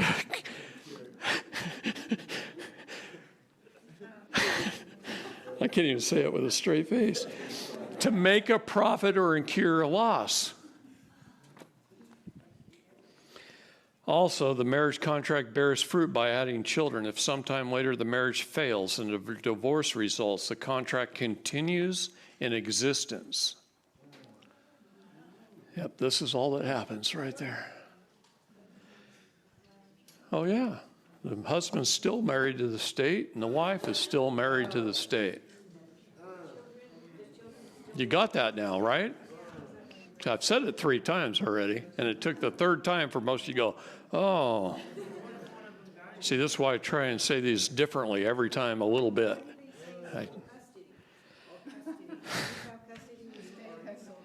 The divorce is merely a contractual dissolution or amendment of the terms and conditions of the contract. An amendment of the terms and conditions of the contract. Jurisdiction of the state over the marriage, over the husband and wife, now separated, continues over all aspects of the marriage, over marital property, over children brought into the marriage, over spousal support, child support, visitation, education, health care, et cetera, et cetera, et cetera. The state has a say in it forever. Forever. Until the end of the earth. That's the definition of forever. That is why family law and the domestic relations court calls divorce a dissolution of the marriage, because the contract continues in operation but is in an amended or modified form. He also pointed out that the marriage license contract is one of the strongest, most binding contractual relationships the state has on its people.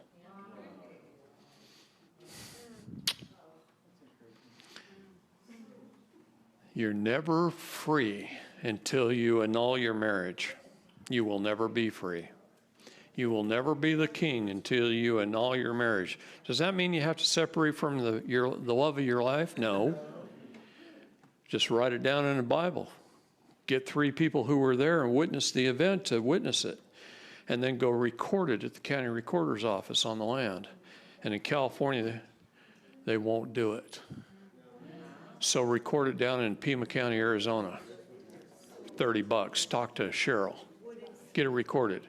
All's recording with the county on the land is publicly publishing your document. And then give a copy to your church. Will they do it in Oregon? Yep. Jackson County for $20 extra. Oregon likes their money, see. No, Arizona's pretty cheap. I can record any document in Arizona for $30. But in Oregon, it's $279 plus an extra $20 bribery fee. Sir, so if you get divorced and then you remarry again, that means you have 2 separate contracts with the state. Oh, yeah. How about 3 times? How about 4? 4 is downright scary when you learn this information. Ask me, I'll tell you.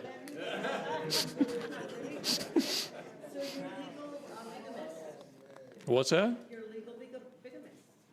Well, yeah. Isn't that cool? Isn't that cool? Nothing to get you out of Christ like that, right?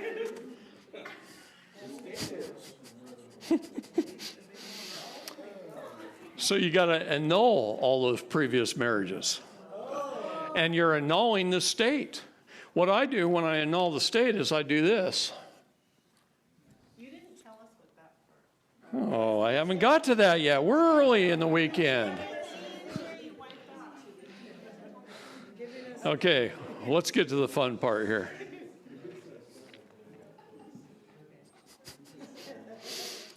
Yeah, the marriage license contract is one of the strongest, most binding contractual relationships the state has on its people. You wonder why you're getting screwed out there in the courts? That's why.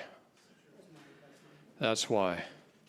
Now, at the end of our hour-long meeting, I somewhat humorously asked if other people had come in and asked the same questions I was asking. The assistant replied that in the many years he had worked there, he was not aware of anyone else asking these questions. He added that he was very glad to see someone interested in the legal implications of the marriage license and the contractual relationship it creates with the state. His boss, though, the young woman of 25, the head of the Marriage Bureau Department, stated, "You've got to understand something, sir. The people who come in here to get a marriage license are in heat."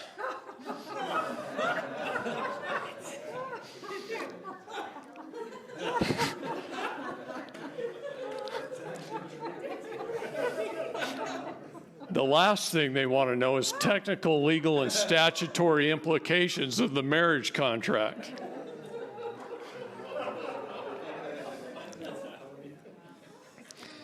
I hope this is helpful information to anyone interested in getting more familiar with the contractual implications of the marriage license. The marriage license, as we know it, didn't come into existence until after the Civil War, and it didn't even become standard practice in all the states until after 1900.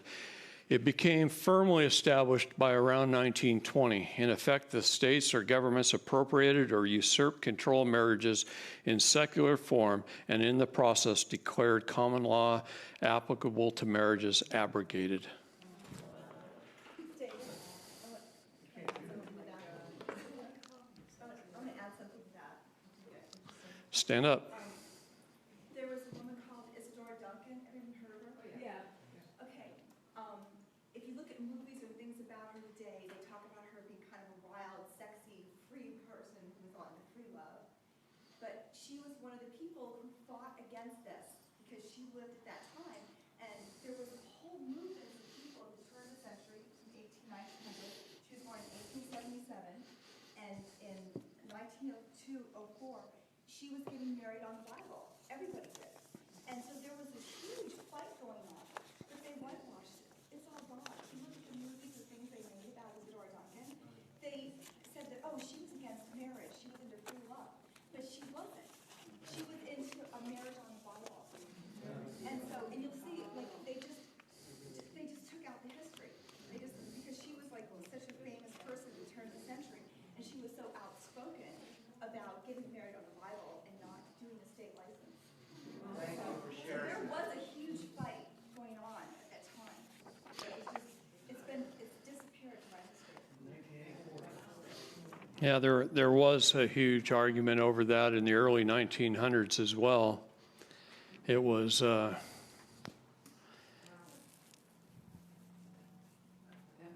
they called it the downfall of religion.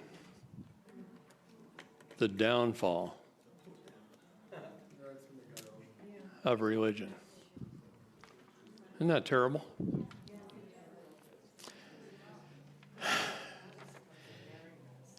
So, the truth that I'm bringing you is not always easy to handle. It really isn't. But it is absolutely essential in your salvation. And yes. Can we make those notes that you just read from? Can we make copies for the people here? Anything I have, all you have to do is ask. It's yours.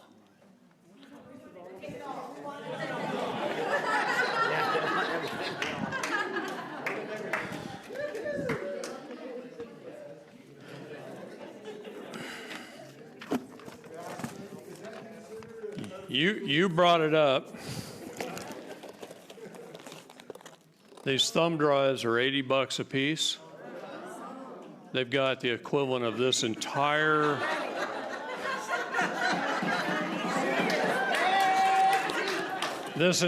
seminar on it. I wasn't even going to offer these today, but later. And I know it was like lightning, right? Okay, I'm going to read you really quick. I mentioned this notice, this warning to all agents. Tell you the history behind this. I put on a seminar like this in Utah, and I was driving back home through southern Idaho, and it was hot. It was July, and this little gal called me out of Nevada, and she says, "David, I've got police officers and a CPS worker at my door. They want to take my daughter." I said, "Are they standing out on your porch?" She said, "Yes." I said, "Lean out the door and tell them you're on the phone with your legal counsel and you'll be with them in a minute. It's July in Nevada. Make them sweat." Grab a yellow pad and a pen, go sit at your kitchen table. I'm going to tell you what to write. And I essentially wrote this document off the top of my head.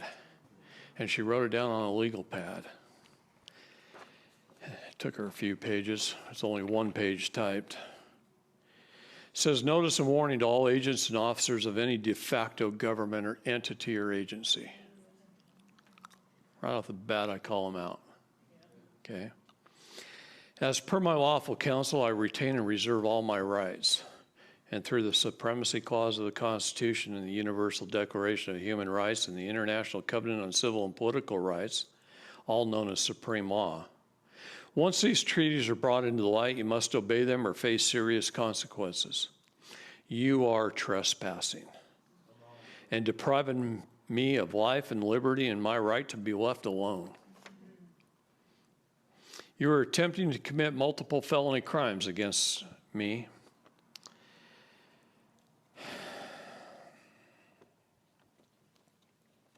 Under the fraudulent doctrine of parens patriae or in loco parentis.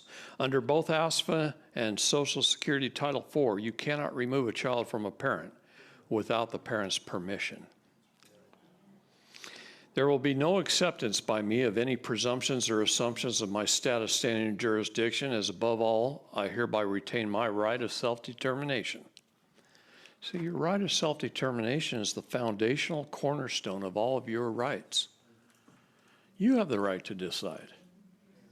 God gave you free agency. He even threw good and evil out there and said, choose one. Yeah, it's huge. Okay, he gave you the right to choose evil if you want, or choose good.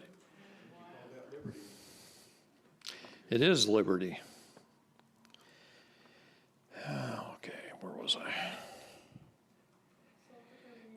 Yep, thank you. I do not consent to anything. I will not sign anything. I am challenging your jurisdiction. We have no contractual agreement, and there will be no tacit agreements of me being a citizen, person, resident, or subject, as I am not. I am an American state national with limited diplomatic immunity, and I'm not subject to the false and fraudulent doctrine of parens patriae. The state is not the parent of free men and women. I do not consent, and mere statutes don't apply. As per USC Title 18, Section 242, you are acting under the color of law and are depriving me of my rights. If you came with another, Title 18, Section 241 says, it is a conspiracy to deprive me of my rights.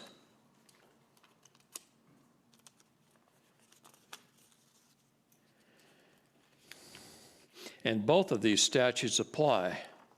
If you choose to continue, I will be forced by you to file criminal and tort charges against you personally in your private capacity. Under Title 42 of Section 1983, I may sue state or local officials for the deprivation of any rights, privileges, or immunities secured by the Constitution and federal law. Under Bivens versus 6 unknown named agents of the Federal Bureau of Narcotics, I may sue federal officials for the violation of constitutional rights. These crimes carry penalties up to $200,000 and up to 10 years in prison, or both, for each count. I will not submit, contract, or consent to any officer, agent, or order from any administrative court or private corporate de facto bar actors, and I will treat them equally as I would any other trespasser. So unless you have a warrant from a constitutional Article 1 or Article 3 court that clearly states its exact purpose, place, and thing, and which is backed up by a sworn claim, not a complaint, a claim. Anyone can complain about anything. Via an affidavit or sworn testimony given under the oath and under the penalty of perjury, please leave here immediately. I hereby now plead the fifth. Sincerely, a free inhabitant of the state, sui juris, just solely under supreme law.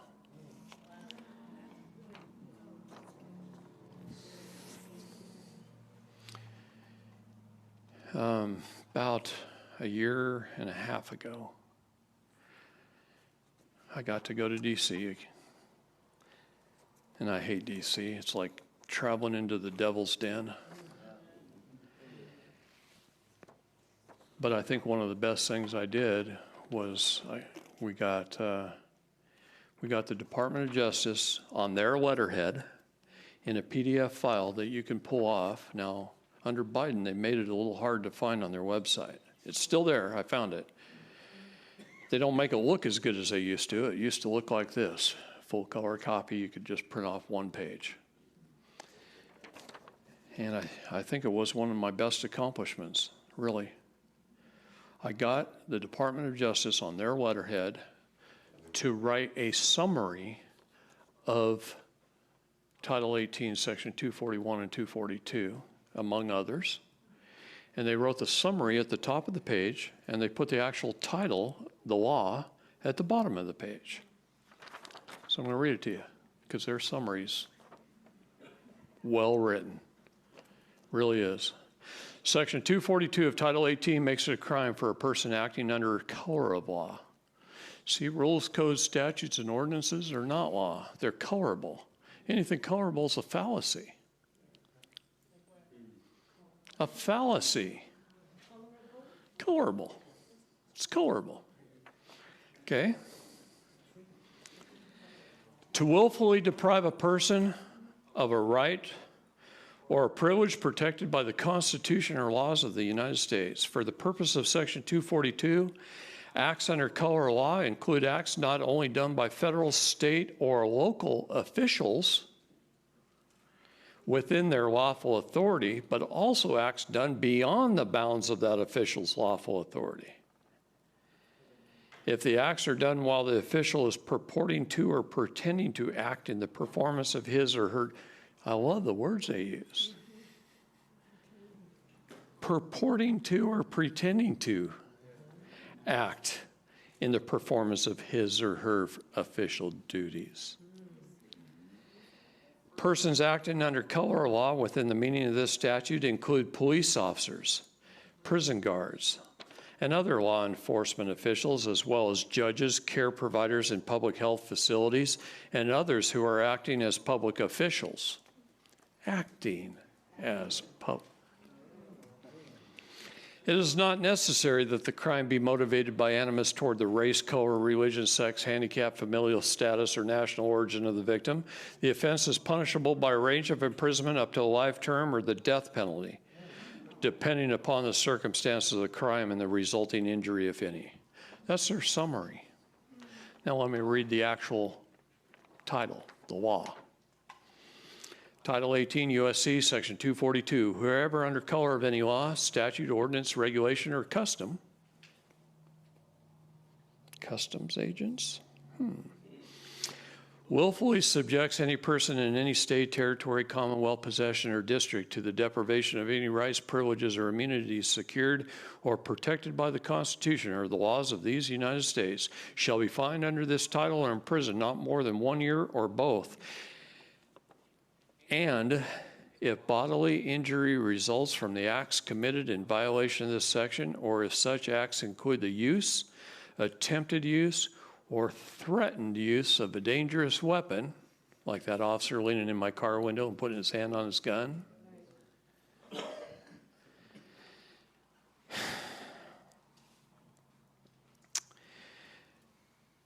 explosives or fire shall be fined under this title or imprisoned not more than 10 years or both. And if death results from the acts committed in violation of this section, or if such acts include kidnapping or an attempt to kidnap, aggravated sexual abuse or an attempt to commit aggravated sexual abuse or an attempt to kill, shall be fined under this title or imprisoned for any term of years or for life or both or more, may be sentenced to the death penalty.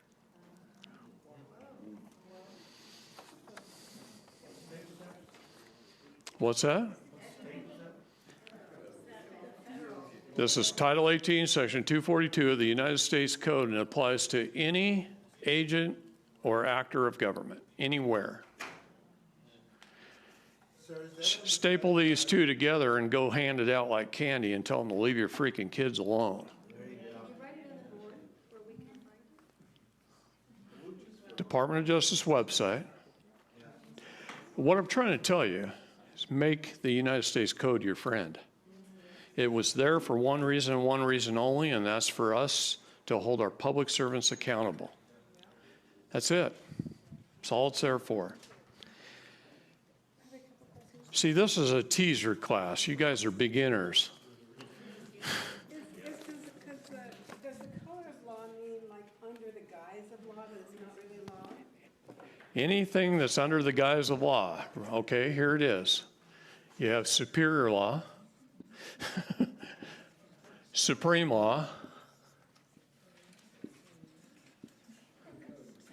and SMU. No. Corporate bylaws.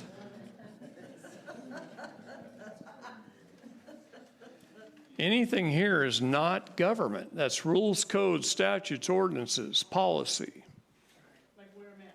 Even mandates. Oh, you want to have some fun? All right, here's some fun.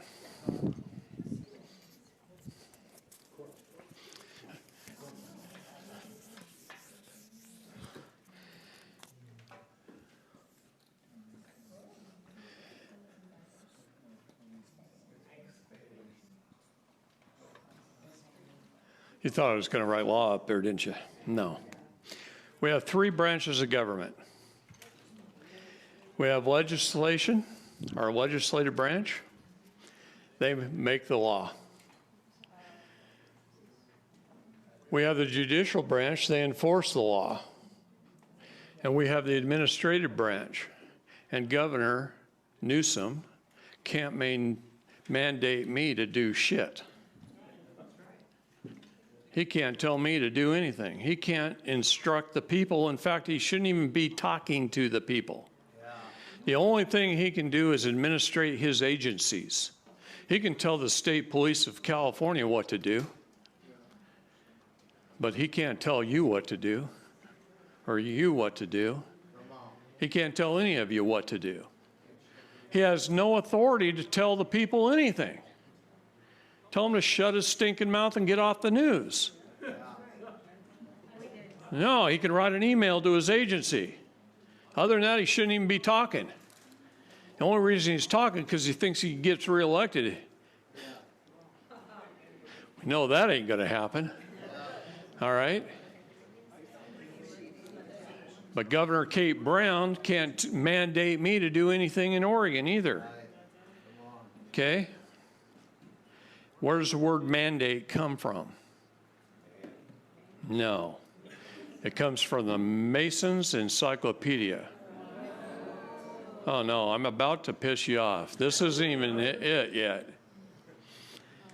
All of our legislators operate out of the, right now, the current 2020 manual for Masons.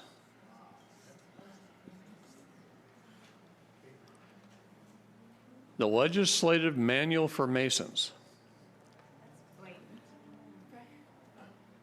Yeah, every legislator, every state legislation and our federal government operates under the Masons manual.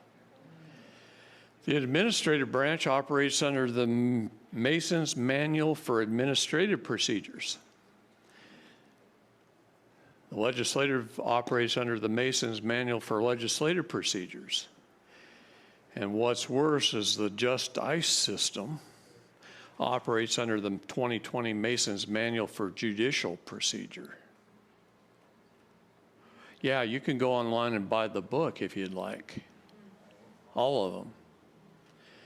Then along with that book is the Masons Encyclopedia that tells all their definitions.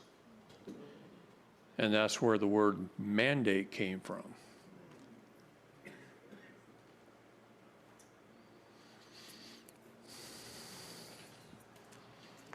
You can take almost every small town, even large city in America, and you can either draw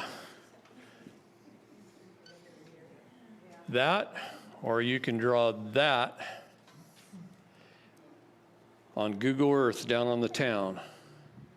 And here will be a Mason's Lodge, a Catholic church, and either a Catholic church school, or a Catholic school, but more importantly, it'll be the City Hall.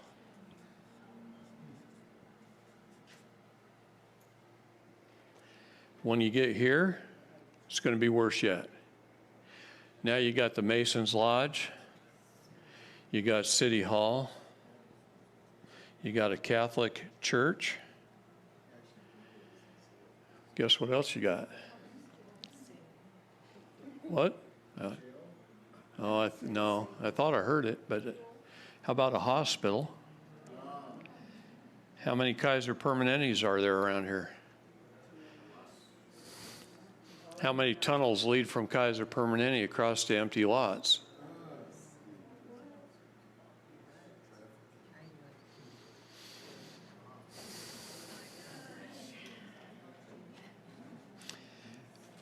I'm going to put CM, cemetery mortuary. And there's tunnels underground that connect them all.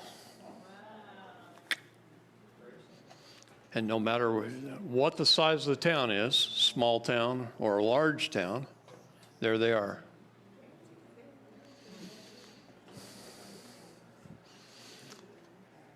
On May 9th, we arrested 95 pedophiles that night.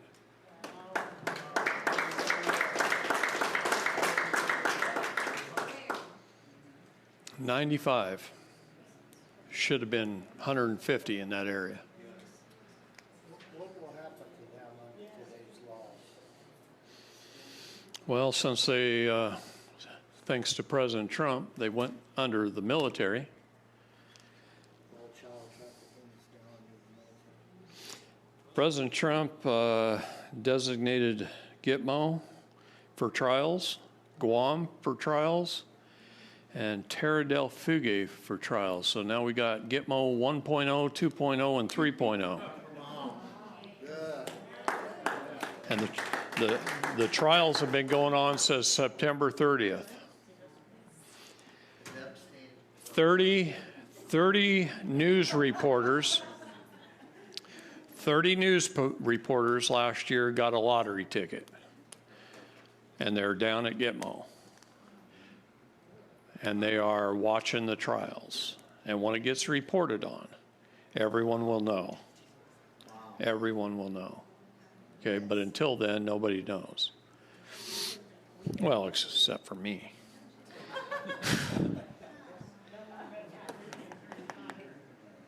I've got the court transcripts from Hillary's trial.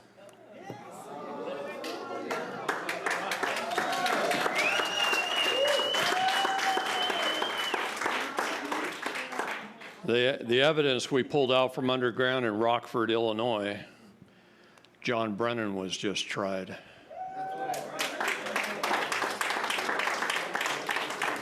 And so was Podesta. Huma Abedin is being tried right now. She turned state's evidence on Hillary. And I'm going to tell a young lady in here, without everybody knowing who that is, that I got a great opportunity a little bit ago to meet an admiral of the United States Navy who is the chief judge at Gitmo. And it's Admiral Crandall. So I found that very prophetic. Probably no relation whatsoever, but I found it very prophetic, and I cried for days.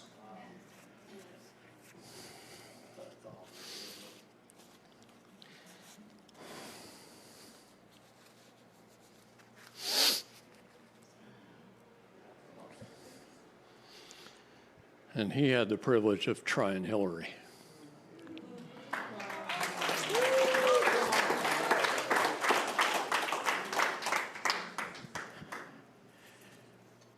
Anyway, this last year and a half has been pretty interesting.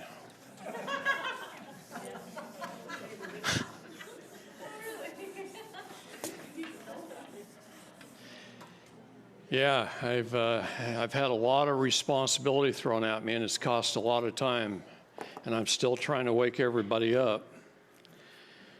But I've never worked so hard in my life as I have the last year and a half.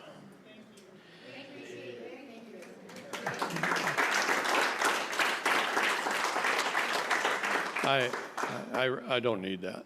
Okay. No.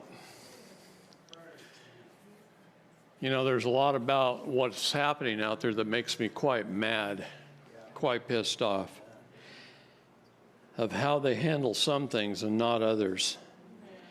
And it drives me crazy. And I've learned that there's good and evil in all things. And you can take information and you can turn it in, and depending on whose hand it gets in, or who gets assigned to it, or whatever, that determines what's happening. And you have no control over it, and that makes it even worse, because you don't have any say in it. But I'll tell you what I've also learned. I've learned that the people who put affidavits in, the victims that put affidavits in, it's helping. See, there's this one group in northern Utah and southern Idaho that we investigated for going on 5 years. And we know they were performing satanic rituals and doing the things that were bad, and we knew they were higher up people in the local governments that were doing it. And nothing was happening. We turned in all that evidence and nothing was happening because we didn't have any affidavits from any of their victims. We would tell the stories of the victims, but the victims were too scared. Well, a couple of months ago, I put a class on just like this in Salt Lake City in a big hotel right downtown. In fact, you could have thrown a rock and hit the Capitol. And 2 of the victims showed up in the meeting that it came to me a long time ago and told me the stories. And by the end of the 3-day seminar, they came up to me, gave me a hug, and said, "We're willing to put in affidavits now." And so I met with them the next morning before I flew out, and we wrote their affidavits. And I sent them in, and within a week, I had 3 special forces teams, and I had to drive overnight to get there. And then the next night, we hit 3 locations, and we arrested 95 people.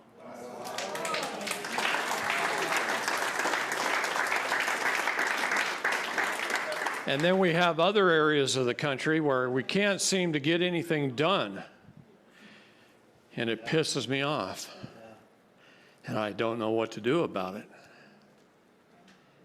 And it's hard to try and stay righteous. Especially when I'd like to go take care of it in the middle of the night. See?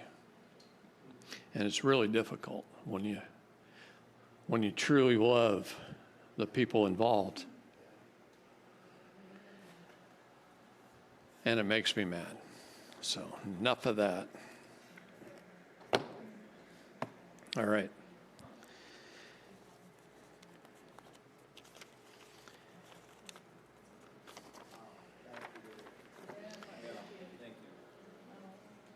So June 1st of last year, 2019, June 1st of 2019, they called me to DC. So I set up my airline tickets and everything I was supposed to go. And they called me back a little while later and say plans have changed. Of course, I bought non-refundable tickets. It's my luck. But President Trump went to England and he took the power from the Queen, from Westminster. And the British people are free right now. They've never been free. They don't know how to be free. They've never been free, so they let Parliament act like our Congress, like Nancy Pelosi, and they let Boris run everything. Yet right now, the people of England are free. There is no monarchy of Great Britain. None. It's gone. The emblems are no longer on the walls of Westminster. But the people have never been free. They haven't been free in 1,200 years. They don't know how. Well, we were free a couple hundred years ago, and we don't know how. That's pretty sad. Our memories are short. They got an excuse. They've never been free. Okay? So anyway, that trip got put off until June 19th, and then when I got there, it wasn't what I thought. I'd been made an ambassador for a couple of sovereign nations because I wrote this trust document. And this trust document was the World's Sovereign Nations Trust. And little did I know that the word was going to spread, and countries were signing up under this trust. And so thrust upon me, I was made an ambassador of 14 sovereign nations. It's now up to 18, which is kind of cool. But in that, we've done some pretty incredible things. We did things for you. And you're not even a sovereign nation yet. But we did 3 gold sales to President Trump. At lunch, I was showing them, Dave, the contracts we did. First sale was 20,000 metric tons. The second contract was 20,000 metric tons. The third contract was 50,000 metric tons. That's 3.5 747s that left HSBC Hong Kong and landed in Texas to our new depository. Okay.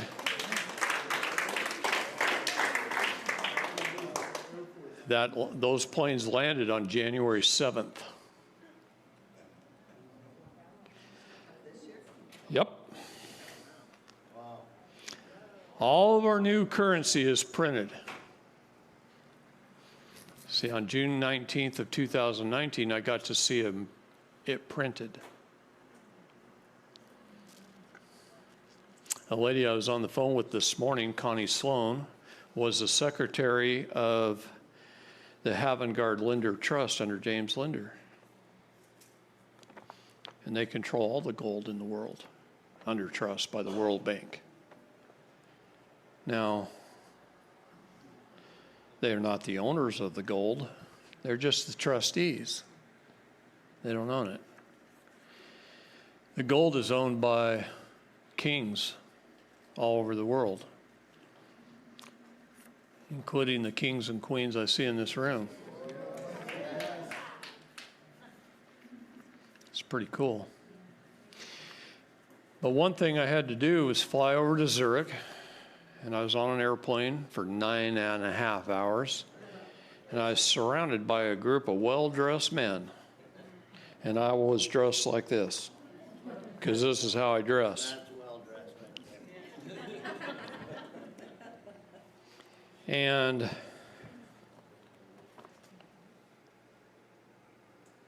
I listened to them talk, and I learned something. These guys with the $2,000 loafers and their GQ suits were attorneys for the World Bank. And I was flying over there to sign off as an ambassador for sovereign nations on behalf of the global currency reset, which hasn't happened. Not yet. The United States has to happen first. It's the big domino. And as the dominoes fall, there's nothing going to stop it. But these small sovereign governments, they wanted to get on there. It's kind of like the Convention of States program. Yeah, have you heard of that? Okay. A few states have signed on, but until the majority do, nothing really is ever going to come of it. But we had small southern sovereign governments like King George Wateen Tatari of the Maoris not wanting to wait. His people need it done. You know, the First Nations of Canada needed it done. We've got a couple of our American Indian tribes that needed something to happen. Okay. You know, we got over half of Oklahoma, the state of Oklahoma, back to the Indian tribes because of the stupid little trust document I wrote for fun that I never thought would take off.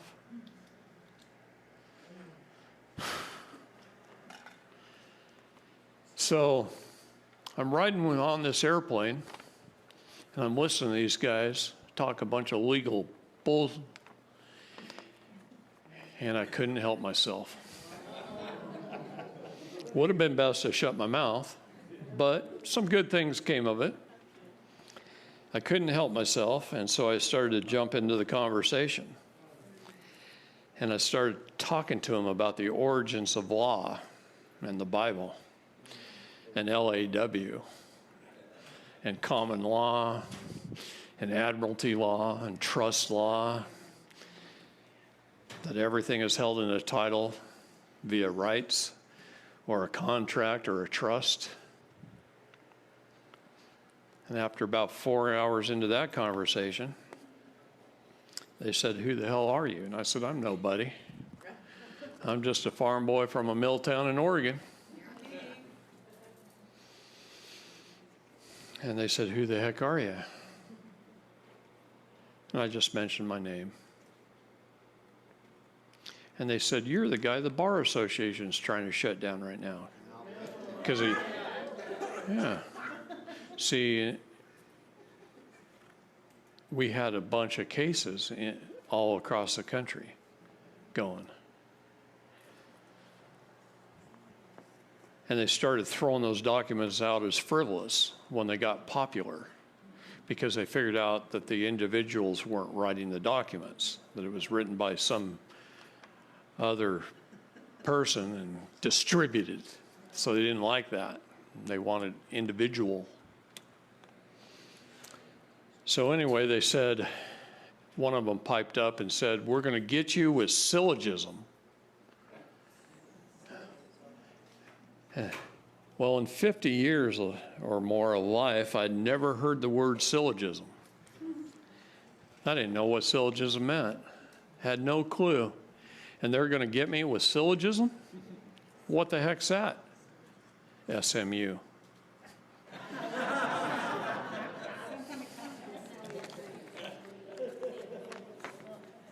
Here's the definition. An instance of a form of reasoning in which a conclusion is drawn, whether it's valid or not.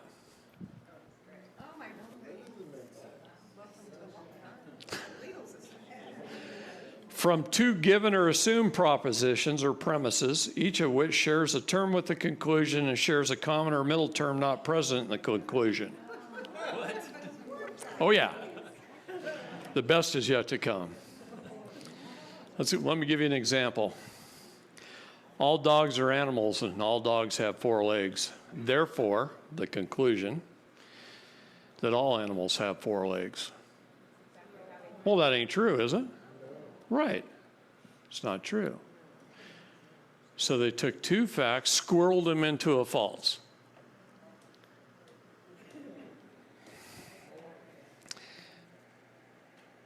The problem here is not all animals have 4 legs. Deductive reasoning is distinct from induction. This school of epistemology is highly advanced in syllogism and logical reasoning.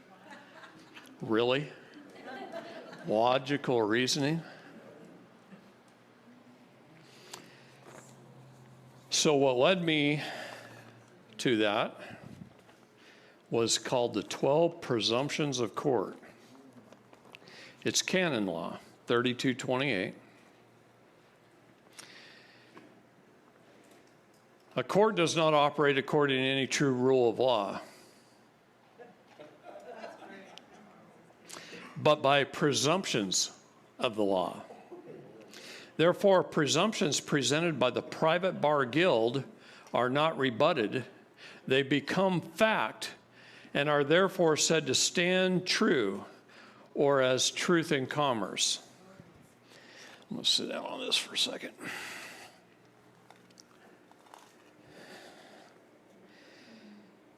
There are 12 key presumptions asserted by the private bar guilds, which, if unchallenged, stand as truth.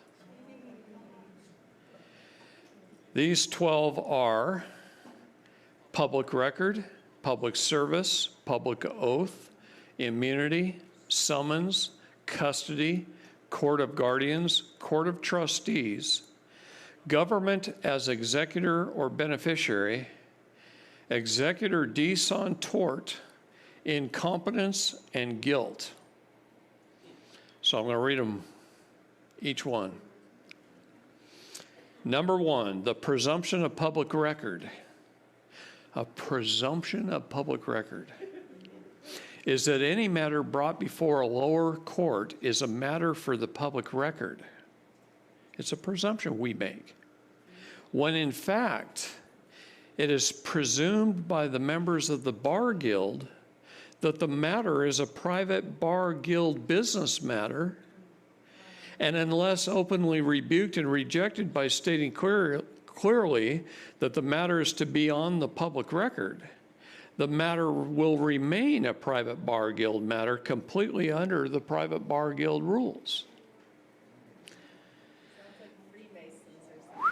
Well, it is. The Mason's 2020 Mason's Manual for Judicial, yeah. Number two, the presumption of public service is that all members of the private bar guild who have sworn a solemn and secret absolute oath to the guild then act as public agents of the government or public officials by making additional oaths of public office that openly and deliberately contradict their private superior oath to the guild. And then unless openly rebuked and rejected, the claim stands that these private bar guild members are legitimate public servants and therefore trustees under the public oath. See, they're not. They're acting and pretending to be, and you acquiesce because you don't rebut, because you don't know. If you don't know the law, you don't know.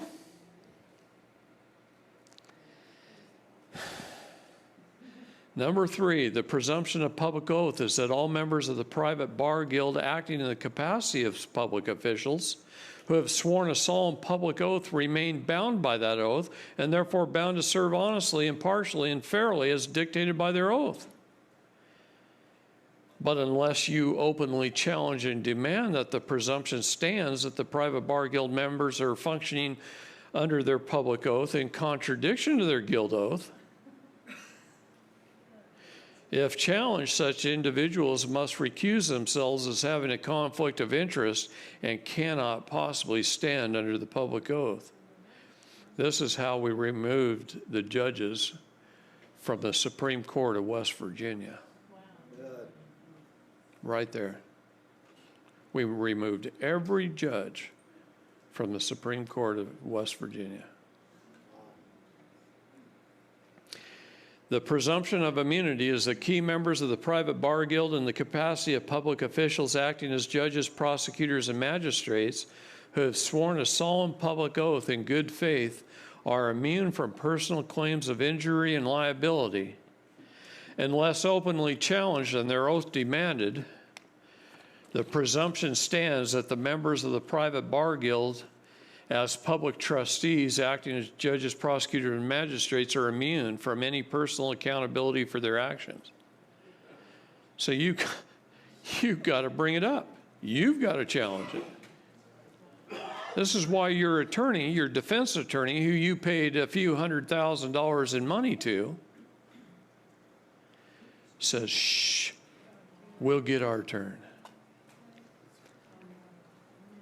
Because your attorney, the prosecuting attorney, and the judge are all members of the same union. the labor union called the bar. Okay. Number 5, the presumption of summons is that by custom a summons unrebutted stands. Summons are by invitation. I'm getting ahead of myself. The presumption of summons is that by custom a summons unrebutted stands, and therefore one who attends court is presumed to accept a position and jurisdiction of the court just by appearing, by general appearance. Attendance to court is by invitation by summons. They're calling the dead in the court. Seances don't always work.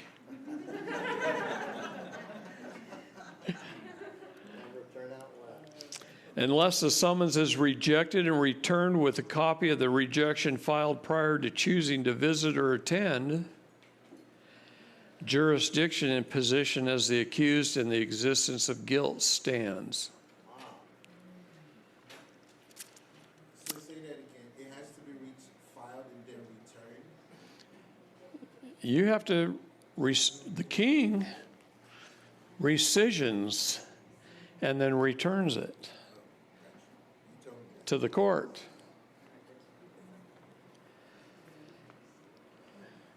It's your court, guys. The court's not theirs. It's your court. You just don't administer your jurisdictions. So they do. Whose fault is it? Sir, but I asked the first judge for his oath of office, and he absconded, which is recusing himself. But the second one would not recuse. And then the lawyers, the county prosecutor, I also asked for an oath of office. Till now, she's still on the... Have you gone on the offense? That's what I'm here for, sir. I don't just want... I love this man, actually. I've talked to him many times on the phone. And you cannot win the game by playing defense only. You might have the best lineman there is that block the opposing team every time, but somewhere in the game they will score a touchdown. And if you don't have an offense that scores a touchdown, you lost. See, you can't win anything by playing defense all the time. Stop playing defense. Go on the offense. Beat them at their game and beat them first. Got a saying that says, shoot first, die last.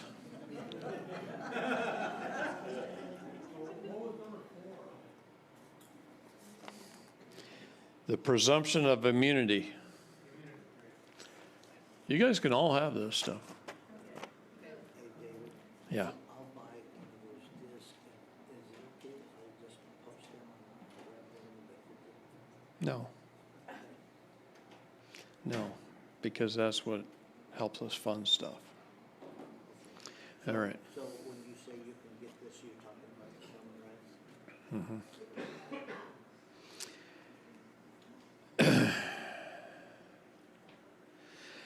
The presumption of custody is that by custom a summons or warrant for arrest unrebutted stands, and therefore one who attends court is presumed to be a thing and therefore liable to be detained in custody by the custodians. This includes the dead legal fiction non-human person that corporate government's rules and regulations are written for. That's right. They write them for the vessel. They don't write them for the man or woman. You got to get that personal, emotional stuff out of it. It's all about your shipping company. Okay? Custodians may only lawfully hold custody of property and things and not flesh and blood soul possessing beings. It's right out of canon law, guys. Unless this presumption is openly challenged by rejection of summons and or at the court, the presumption stands that you are a thing and property and therefore lawfully able to be kept in custody by the custodians. See, You guys are men and women with emotions, and you go in there with emotions and you get all emotional. And you can't talk, and you screw up, and, you know, they run over the top of you, and you stammer around. And you can't do that. You can't do that.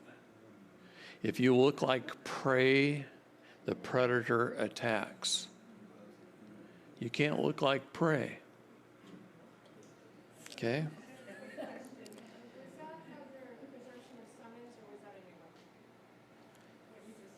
That was a presumption of custody. Number 7 is the presumption of court of guardians. The presumption of the court of guardians is the presumption that as you may be listed as a resident, therefore a ward of a local government area, and possibly have listed on your passport the letter P, as you are a pauper, and therefore under the guardian powers of the government and its agents as the court of guardians, unless this presumption is openly challenged to demonstrate you're both a general guardian and an executor of the matter of the trust held before the court, the presumption stands and you are by default a pauper and a lunatic. Calls you a lunatic. And therefore must obey the rules of the clerk of guardians or the clerk of magistrates court. See, you know how many young families get their kids taken? They've got to immediately file some court documents, and they go in there and they can't pay the court fees. And so the court clerk hands them a pauperous statement so that they fill out their how much they make and how much they spend and their living expenses, and they're declared a pauper. So the court jumps in and smiles and says, okay, we'll cover all your court costs. Do you know what they just did? They just lost their case. They self-determined that they're a pauper and a slave. I don't care if you got to flip burgers at McDonald's at midnight, come up with the money to pay your court costs, and walk in there with some few pieces of silver and gold. Do you know how important it is to carry silver and gold on you at all times? It's incredibly important. How many of you have silver and gold in your wallets? There's a man right there. See, he's not a pauper. He can never, ever be considered a pauper. Does it have to be both metals? Does it have to be? No. I don't know how many of them I have in here, but I have a few. Does it have to be the United States? Yeah, see that one right there? That's worth more than all the money in the judge's bank account. Does it have to be the United States, gold and silver?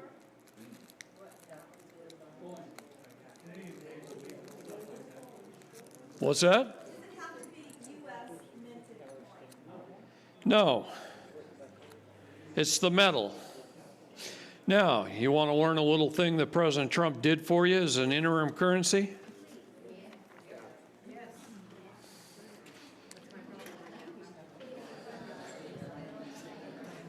Here.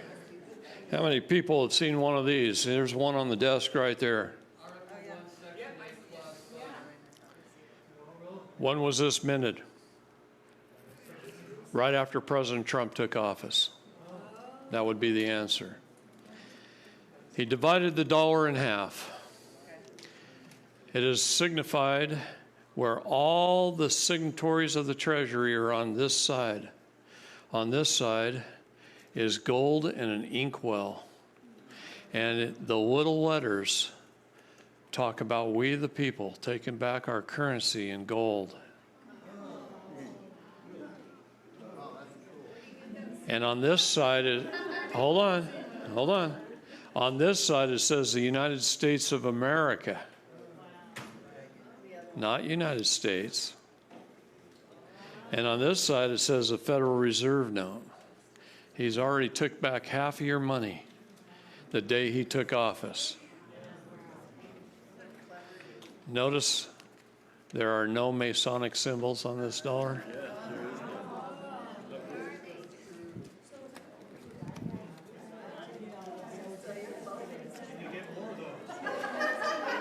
No, we don't need to get more of those. See, that's an interim currency. Don't show off how many of them you have. Jeez.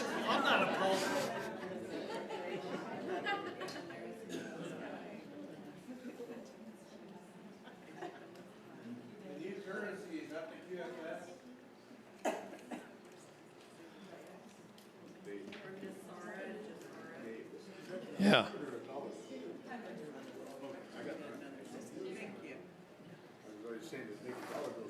Where do you recommend buying the coins from that's reputable? There are several good places to get silver and gold. You are very fortunate that you live in California. California has a lot of gold and silver around. I buy from the miners directly a lot of the time, and I buy from some of the coin shops, and I buy from some of the patriot groups who are selling silver to raise money for their groups. And I invest quite a bit in gold and silver because I don't like banks.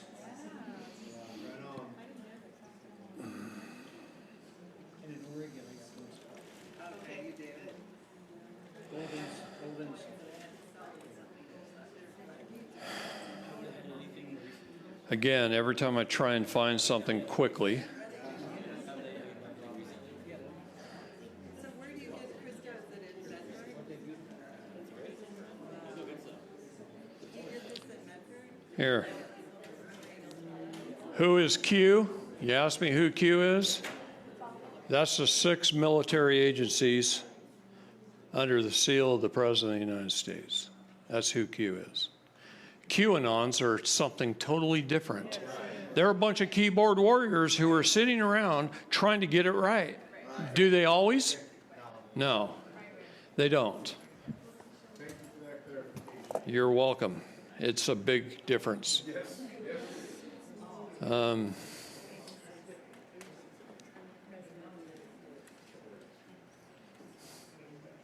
Something I found at lunchtime, I'm having a hard time finding now. It's just absolutely crazy.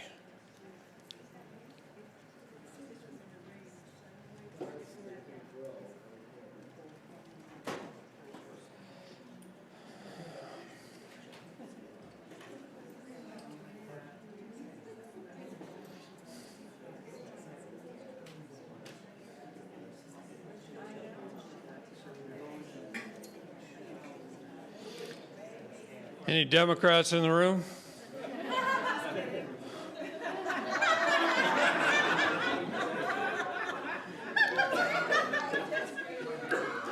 I love you anyway. Oh, good. Have you seen their Democratic logo?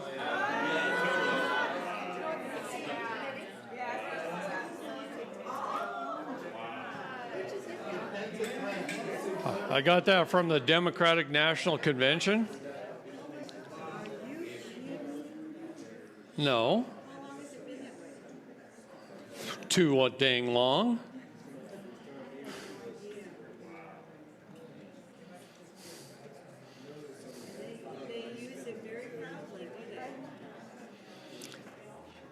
Well, I don't understand how the state I was born in elects so many awful women into office.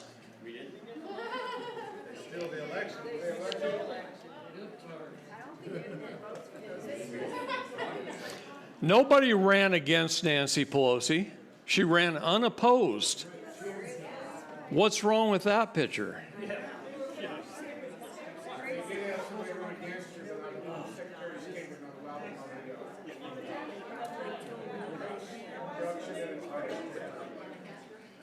The Secretary of State wouldn't allow it. Look, there's our nation's capital, where Nancy's office is. That's the Illuminati owl that I drew in there. Okay?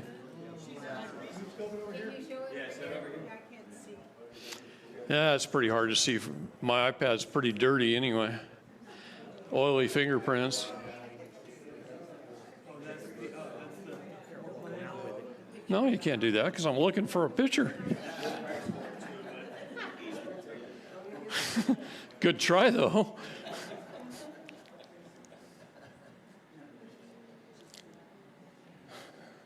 Dave, I can't find the picture of the money. What the heck's wrong? I found it at lunch.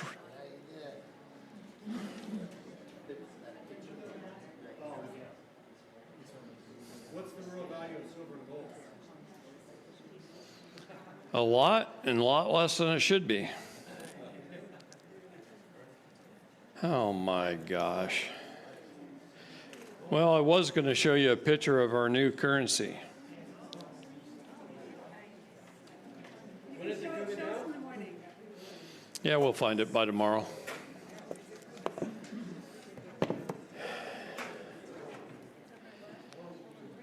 Look, as long as we're dealing with fiat currency and we're not holding real money, and it doesn't have to be much, all you got to do is hold it. And you got to walk into court. If you do go into court, maybe you do a peaceful protest at the Capitol and somebody arrests you. And you go into court, you better walk in with your peace flag and in honor. Number one. Number two, you walk in with your silver. I walk in with 40 pieces of silver. And you show it to them? Darn right I do. I'll dump the bag out right across the table. What does that say? What is that? That I'm not a pauper. I'm not a slave. Okay? The civil flag of peace. You can buy them from uscivilflags.org out of New York State that's been making them for a long time. And you can get them in little tiny desktop sizes, or you can get them in full size. I buy a full size in front of my house. Okay? U.S. Civil Flag of Peace. So you walk in with peace and honor, you walk in with your silver, you walk in with your express trust in hand, you walk in with your superior titles, and you walk in with your contracts, copyrights, trademarks, and your business affairs in order. You do that right there, having the proper status, and you've left them with nothing to adjudicate.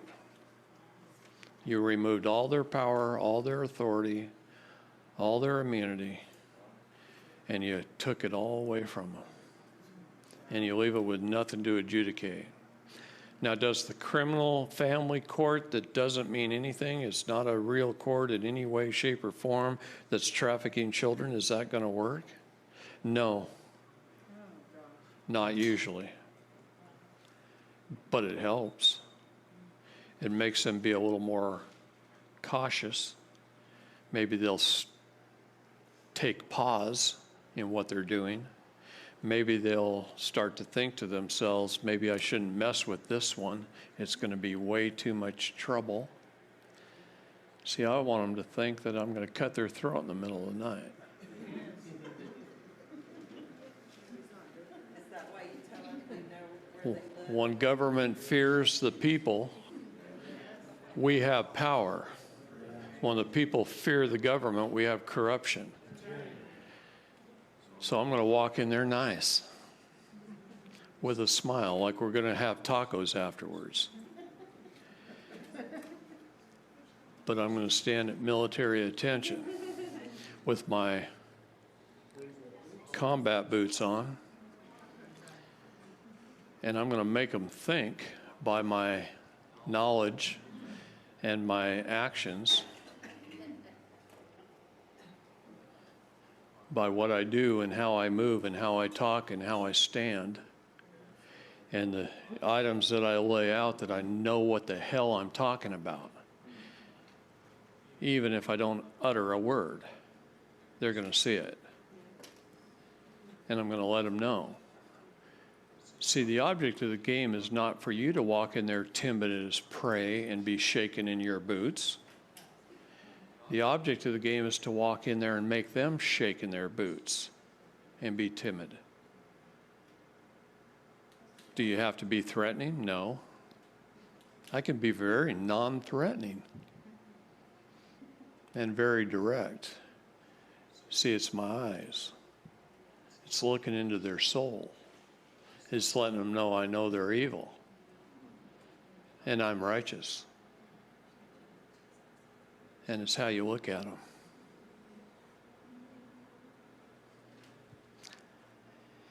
If you act like prey, the predators will eat you. You can't be prey. You got to stand strong. You got to stand strong and be tough. Go ahead. Can you avoid court in most cases? Yes. You can appear in your documents. Usually the very first document I send to court, depending on how they called me into court. If they called me in with an indictment, I'll rescind the indictment and I will offer to settle if necessary. Disclose to me, Mr. Your Honor, disclose to me the penal sum and the net retentions upon the indictment. What are net retentions? That's the judge's commission. He's a car salesman. Judges get paid a net retention. I got an affidavit from Judge Swetlick out of Wisconsin where he swore under the oath of the pains and penalties of perjury that he made over $900,000 in 1 year in net retentions. Yeah, but I won him over to our side first. No, that doesn't include the 200 and some thousand he was paid to be a judge. It's over $1 million a year. Not a bad gig if you can get it, right? Yeah, worth getting elected for. You see, the judges get paid a net retention, a commission. So does the prosecutor. And they share that, their commissions, with the defense attorney.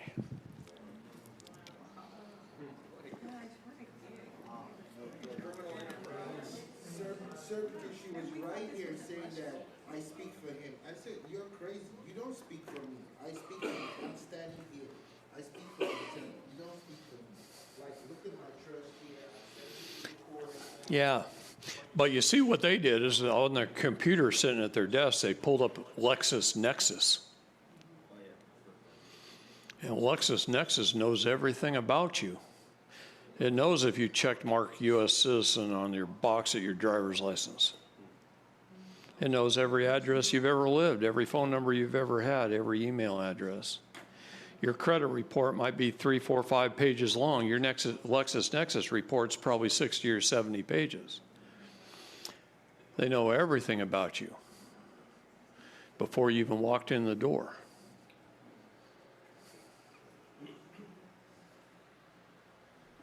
Can we get on LexisNexis?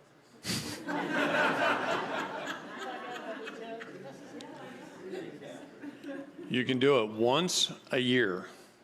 And what happens is you put in a request on their website under Truth and Credit or whatever it's called, and you get a report once a year. What they do is they send you a letter in the mail.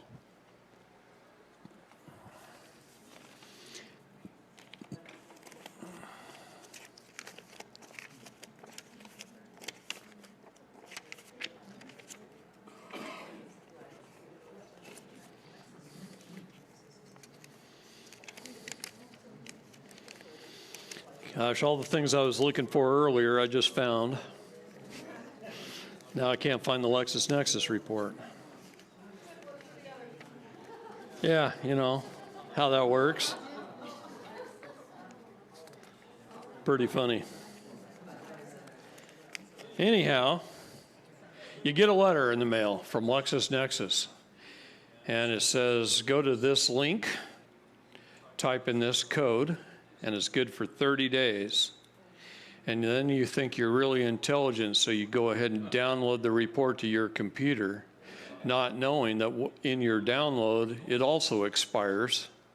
So now you can see nothing. And you only get it once a year, and they won't give it to you again. So if you don't do something with it, don't order it.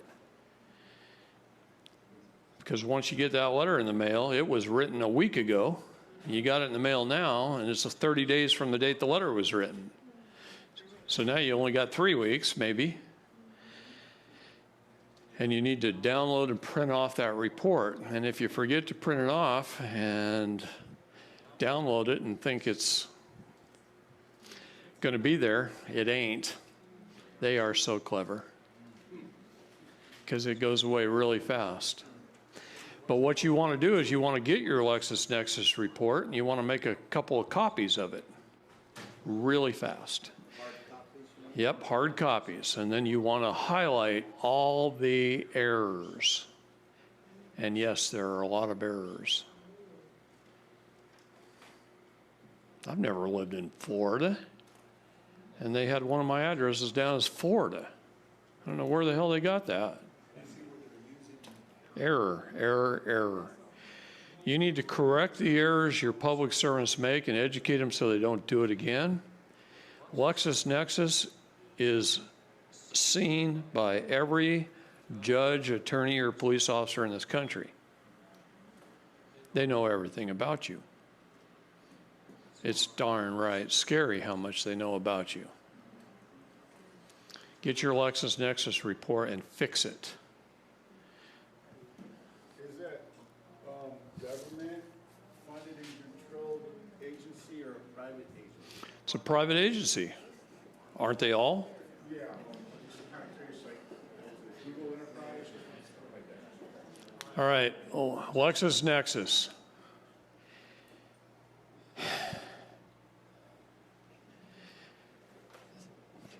They literally know everything about you. You can't run, you can't hide from LexisNexis. The purpose, and listen to me in the blue shirt back there, when you think you're a state national and you haven't done the steps necessary to be king and you become a sovereign citizen because you're claiming to be king and you're not, and the only reason I say that is because I love you.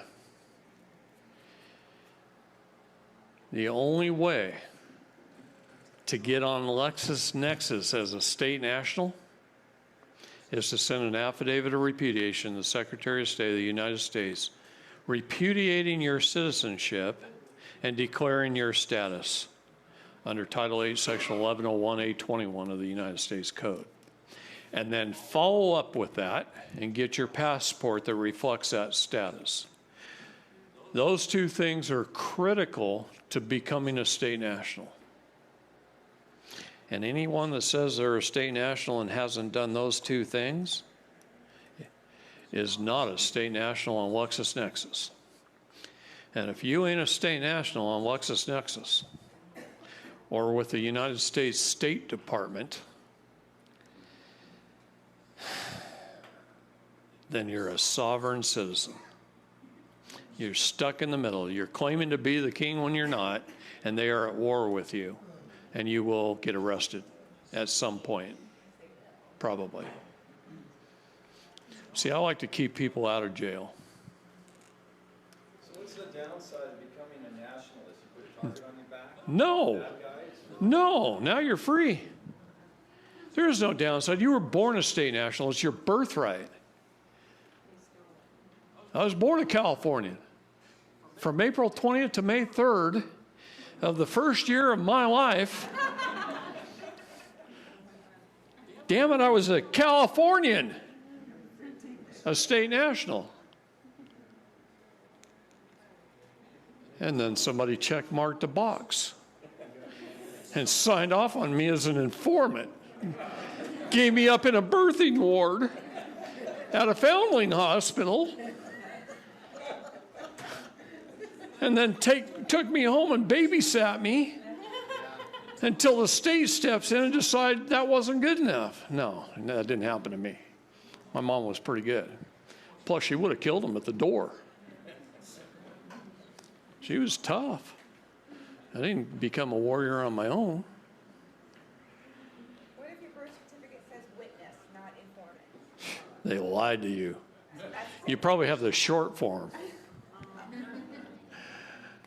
No, you were an informant. Under the Siskiyou Trust Act, this whole birth certificate fraud baloney, which started in England. Any coincidence with the mark of the beast?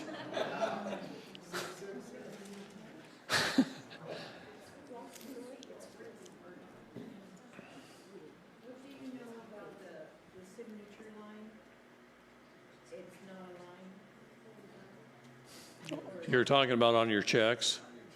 Yeah. It says authorized representative. See, that just helps you be put into international law. Authorized representative. So let's talk about that for just a second, I guess, since you brought it up.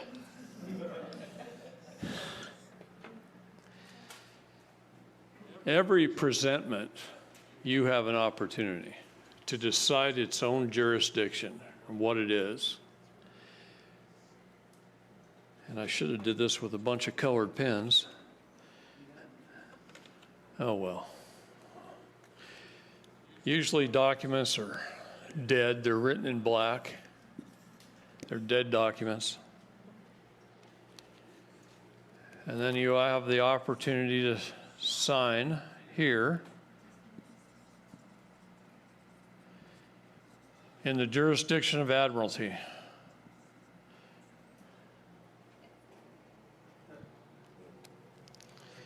Or you had the opportunity as executor. You ever see one of Donald Trump's executive orders? Signs them in the middle of the page. I'm doing this for a reason. And I don't have a red one. Do I? Where? I'll call it pink. It's okay. I'm okay with my manhood.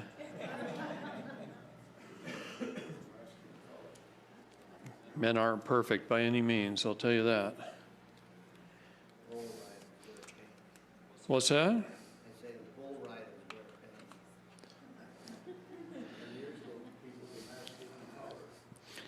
All right. What does evil do?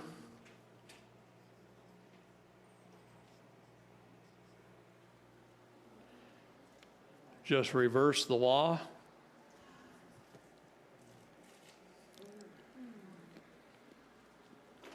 Evil holds a mirror up to righteousness and turns it backwards.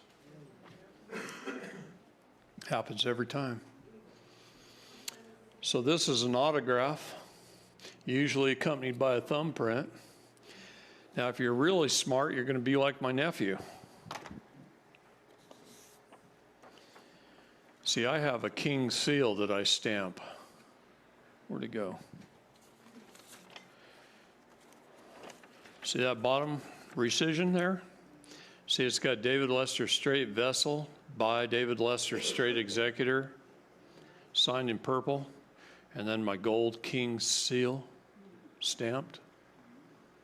Seals are important. If you don't think so, look at every notary document. So my nephew, the little smart ass that he is, I love him to death. He created one for each jurisdiction. I blew them up. They're really the size of a dollar. So private seal for sovereign documents, the great seal for Daniel-Joseph, clan of Jones, with his birth date on it, and he's got the picture of the Bible with the Alpha and Omega. Estate, executor, administration, Daniel Joseph Jones Estate, all caps name. Estate. In God we trust, trust protector, general executor. U.S. Estate Tribunal enforcement orders, U.S. Superior Court, Territorial Estate Tribunal, Daniel Joseph Jones. It's for the jurisdictional land. And he puts all three on each document, or when he signs? Enforcement orders, that's water, land. He's got them in order, land, air, water. He should have flipped them, but anyway. You're the king. God is the King of Kings. Make up your own damn seal. It's yours. It's your seal. It's for your jurisdictions. It ain't up to them. They're private for-profit corporations, Dun & Bradstreet numbers, acting and pretending to be government, operating under their enforcement division, their policy enforcers. The City of Yuba City Police Department has its own Dun & Bradstreet number. The City of Yuba City has its own Dun & Bradstreet number. The county of, what was it? Sutter has its own Dun & Bradstreet number. The state of California, the captured flag that Newsom flies behind his silly head, has a Dun & Bradstreet number. It's located at 44 Northwest Congress Avenue, Washington, D.C., in a file drawer. It's not even located in California. How do you feel about that? Well, take it back. I'm not kidding. Demand that they dissolve the corporations. We're doing it city by city by city, county by county by county right now. People are standing up and demanding they dissolve the corporations. Go ahead. I've got a couple questions. One is, how do we do what you just said with, like, say, the governor? Well, don't start at the governor. Don't start at the top. Start at the bottom. What happens? Hold on a minute. Whoa. Look at this. What happens if 1 million of us send our affidavits of repudiation to the Secretary of State of the United States next week? You think it's going to take notice? It's already taken notice. They called me a year ago saying they were taking notice. They called me a year ago and said, we're going to start charging a $2,000 application fee for all of the affidavits we're receiving because we can't process them. A year ago. I said, I don't care what you charge. We're just going to send you affidavits and we're going to default you through banking law. So charge whatever the heck you want. We ain't paying it. We the people don't have to pay nothing. Why are you registering your cars at DMV? You're doing the same thing. Do you meet the demands of your kidnapper? Stop asking permission and start being his king. You have the unalienable right to travel freely upon the highways, and even California state law says you do. Washington state law says you do. It's written the best in the RCW. But every state says you have the right to travel. And you don't travel. You drive or operate a motor vehicle. Now, that's okay if you're driving an Uber. David, if we can get our city to dissolve a corporation, do they go back to elected de jure government with individual bonds in order to take office. You know, in the old days, how our founding fathers set this up is that somebody who ran for county commissioner had to own their house free and clear because they put their house up in case they made a mistake. That's called responsibility. Why would you form a corporation? To remove your liability. See, that's what they did. Now they're immune. Now they can attack at will with immunity. So then we would just learn how, once they get dissolved, then we would learn, the citizens would know what you just said. We'd have to learn. We operated this way for hundreds of years, and then one day we changed. Between 1905 and 1935, a series of acts of Congress that were put into place that created the Federal Reserve and its banking and corporate systems. Actually, Abraham Lincoln started it.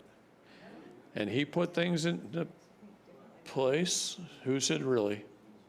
She did. I mean, I've already come to grips with 4A. Have you? I have. Oh, good. Because old Honest Abe wasn't so honest. He was the first bar member president. He wasn't allowed to be president of the United States of America. And what happened to the 13th Constitution, or the Constitution Amendment 13? That's just gone now. That's right. He ran for president 5 times and failed because no one wanted the communist son of a buck to be president. He was a friend of Karl Marx, who wrote the Communist Manifesto in 1848. He passed a lot of communistic laws in Illinois, the land of Lincoln, and Illinois still screwed up because of it. Okay? He represented the crown. That's it. The British Accreditation Registry. We had other presidents before him who were lawyers, but they were not bar members. No bar member, which is a title of nobility of a foreign agency, could hold office of president. So it wasn't until the big bankers of Boston, Chicago, New York, and Philadelphia got behind him with $7 million into his campaign. His opponent had $5,000. So his name was up on every railroad station, every bridge, every train in the country. And so the people said he's going to win, so they all just voted for him. And then when he took office on day 1, he signed Executive Order number 1. The very first executive order this nation ever had. Because prior to Lincoln, we didn't have any executives. We had presidents. And what he did is he dissolved and declared bankrupt the United States of America. And he incorporated the United States of America as a Delaware corporation. He put the Grand Army of the Republic in charge of the organic government, and then he made himself commander-in-chief of the Army. That's why every president since Lincoln has been sworn in as commander-in-chief, as well as president of the United States of America, as well as president of the corporation. So when you look at Biden's inauguration, you're going to see some things differently. It all happened before noon. The President of the United States of America can't be sworn in until 12:01. Therefore, Trump never turned over being President of the United States of America. The Commander-in-Chief of the United States of America cannot be sworn in until 12:02. Biden's inauguration happened at 11:55 because the corporation could write its own policies and swear them in whenever he wants. It's also why the Bible was upside down. Well, why not? I mean, if you're going to have a symbol of evil, you might as well put her up on stage. Okay?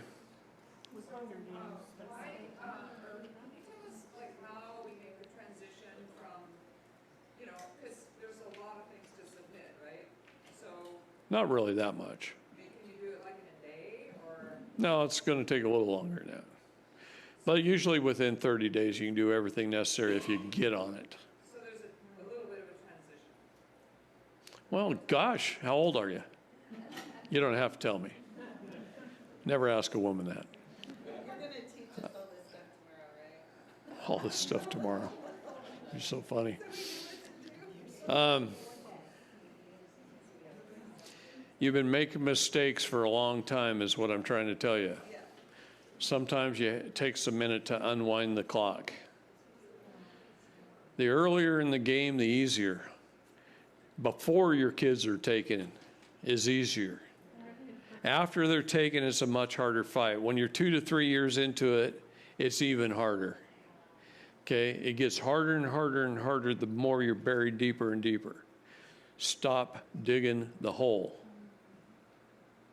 The lady you read the letter for, did that just end up? Yeah, that day it ended. They've never been back. They were never taken. Stopped it cold in its tracks, and it's done that for more than 300 children. So. I want to refer back to what you were saying, the criteria for contact. Based on what you said, I don't think I owe on my mortgage anymore because my bank transferred my mortgage, the paperwork over to a third. It doesn't matter. Your mortgage is under patent. That dead corpse deed is under patent. You can pay it off. You can pay it off with a silver dollar. Hey, there's some interesting things you can do when you become the king, when you learn how. You're not going to do it overnight, and you're not going to do it in one weekend. It's going to take your time and your effort. This is a teaser course. I'm teaching you a lot of truth in a very short period of time and cramming it into your head. And we can go even more and more and more in depth over time. I got groups in Utah that I've been there 4 or 5 times, and I just keep going more in depth. Last weekend in Southern Oregon, we just did a second more in-depth class, okay, and we did go more in depth. Those are nice because you sit at tables, you can ask questions, you can get more in depth on the second go-around. We have a university set up, State National University, Straight Talk University, they're calling it. I didn't design it. But, and we have information, okay? Don't think this is the end. This is just the meet and greet teaser, okay? Really. David, on those websites, do you have a list of things that you would do to? I have a document on there called Steps to Freedom. Step 1 is this. Step 2 is this. Here's what you say when you get to the passport office. Here, yeah, oh yeah. What is the website? Thumb drive. And we also have the thumb drive available. Anyone that comes to my seminars, I'll give you a code so you can get on the website, and all this information is available. Not only that, we've got trained people now across the country in different groups that if you need help, like you want help in doing all your documents, shoot. I got one of the best gals in Utah that for $500 she'll walk you through it step by step by step by step by step. You want your home put in land patent? We got people that'll do that. I haven't even got to there yet. So can't do it all on the first day. The same process as the Anna rights? No. I've known Anna 25 years. I love everyone who stands up. I try very hard not to disparage people standing.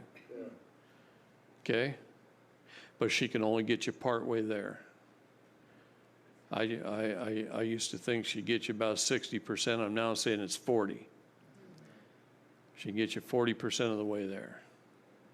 And your method gets us 100% there? The problem is this. I want to keep you out of jail. When her people go to jail, she's nowhere to be found and they call me. I'm tired of that.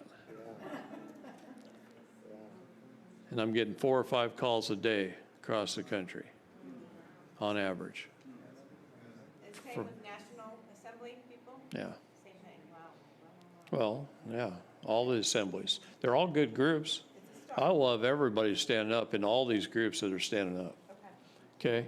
Everybody's getting started. It's the Great Awakening. It's an educational system. And you've got to learn what it takes to be free.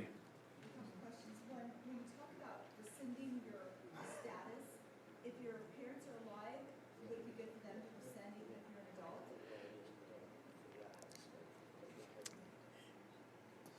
On the affidavit of repudiation, that's something you do on your own. It's an individual thing.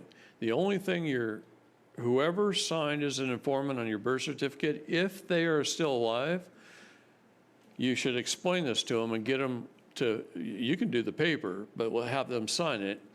You want them to rescind their signature on the birth application, birth certificate application. Always remember, it's not the license that got you in trouble. It's the application that got you in trouble, okay?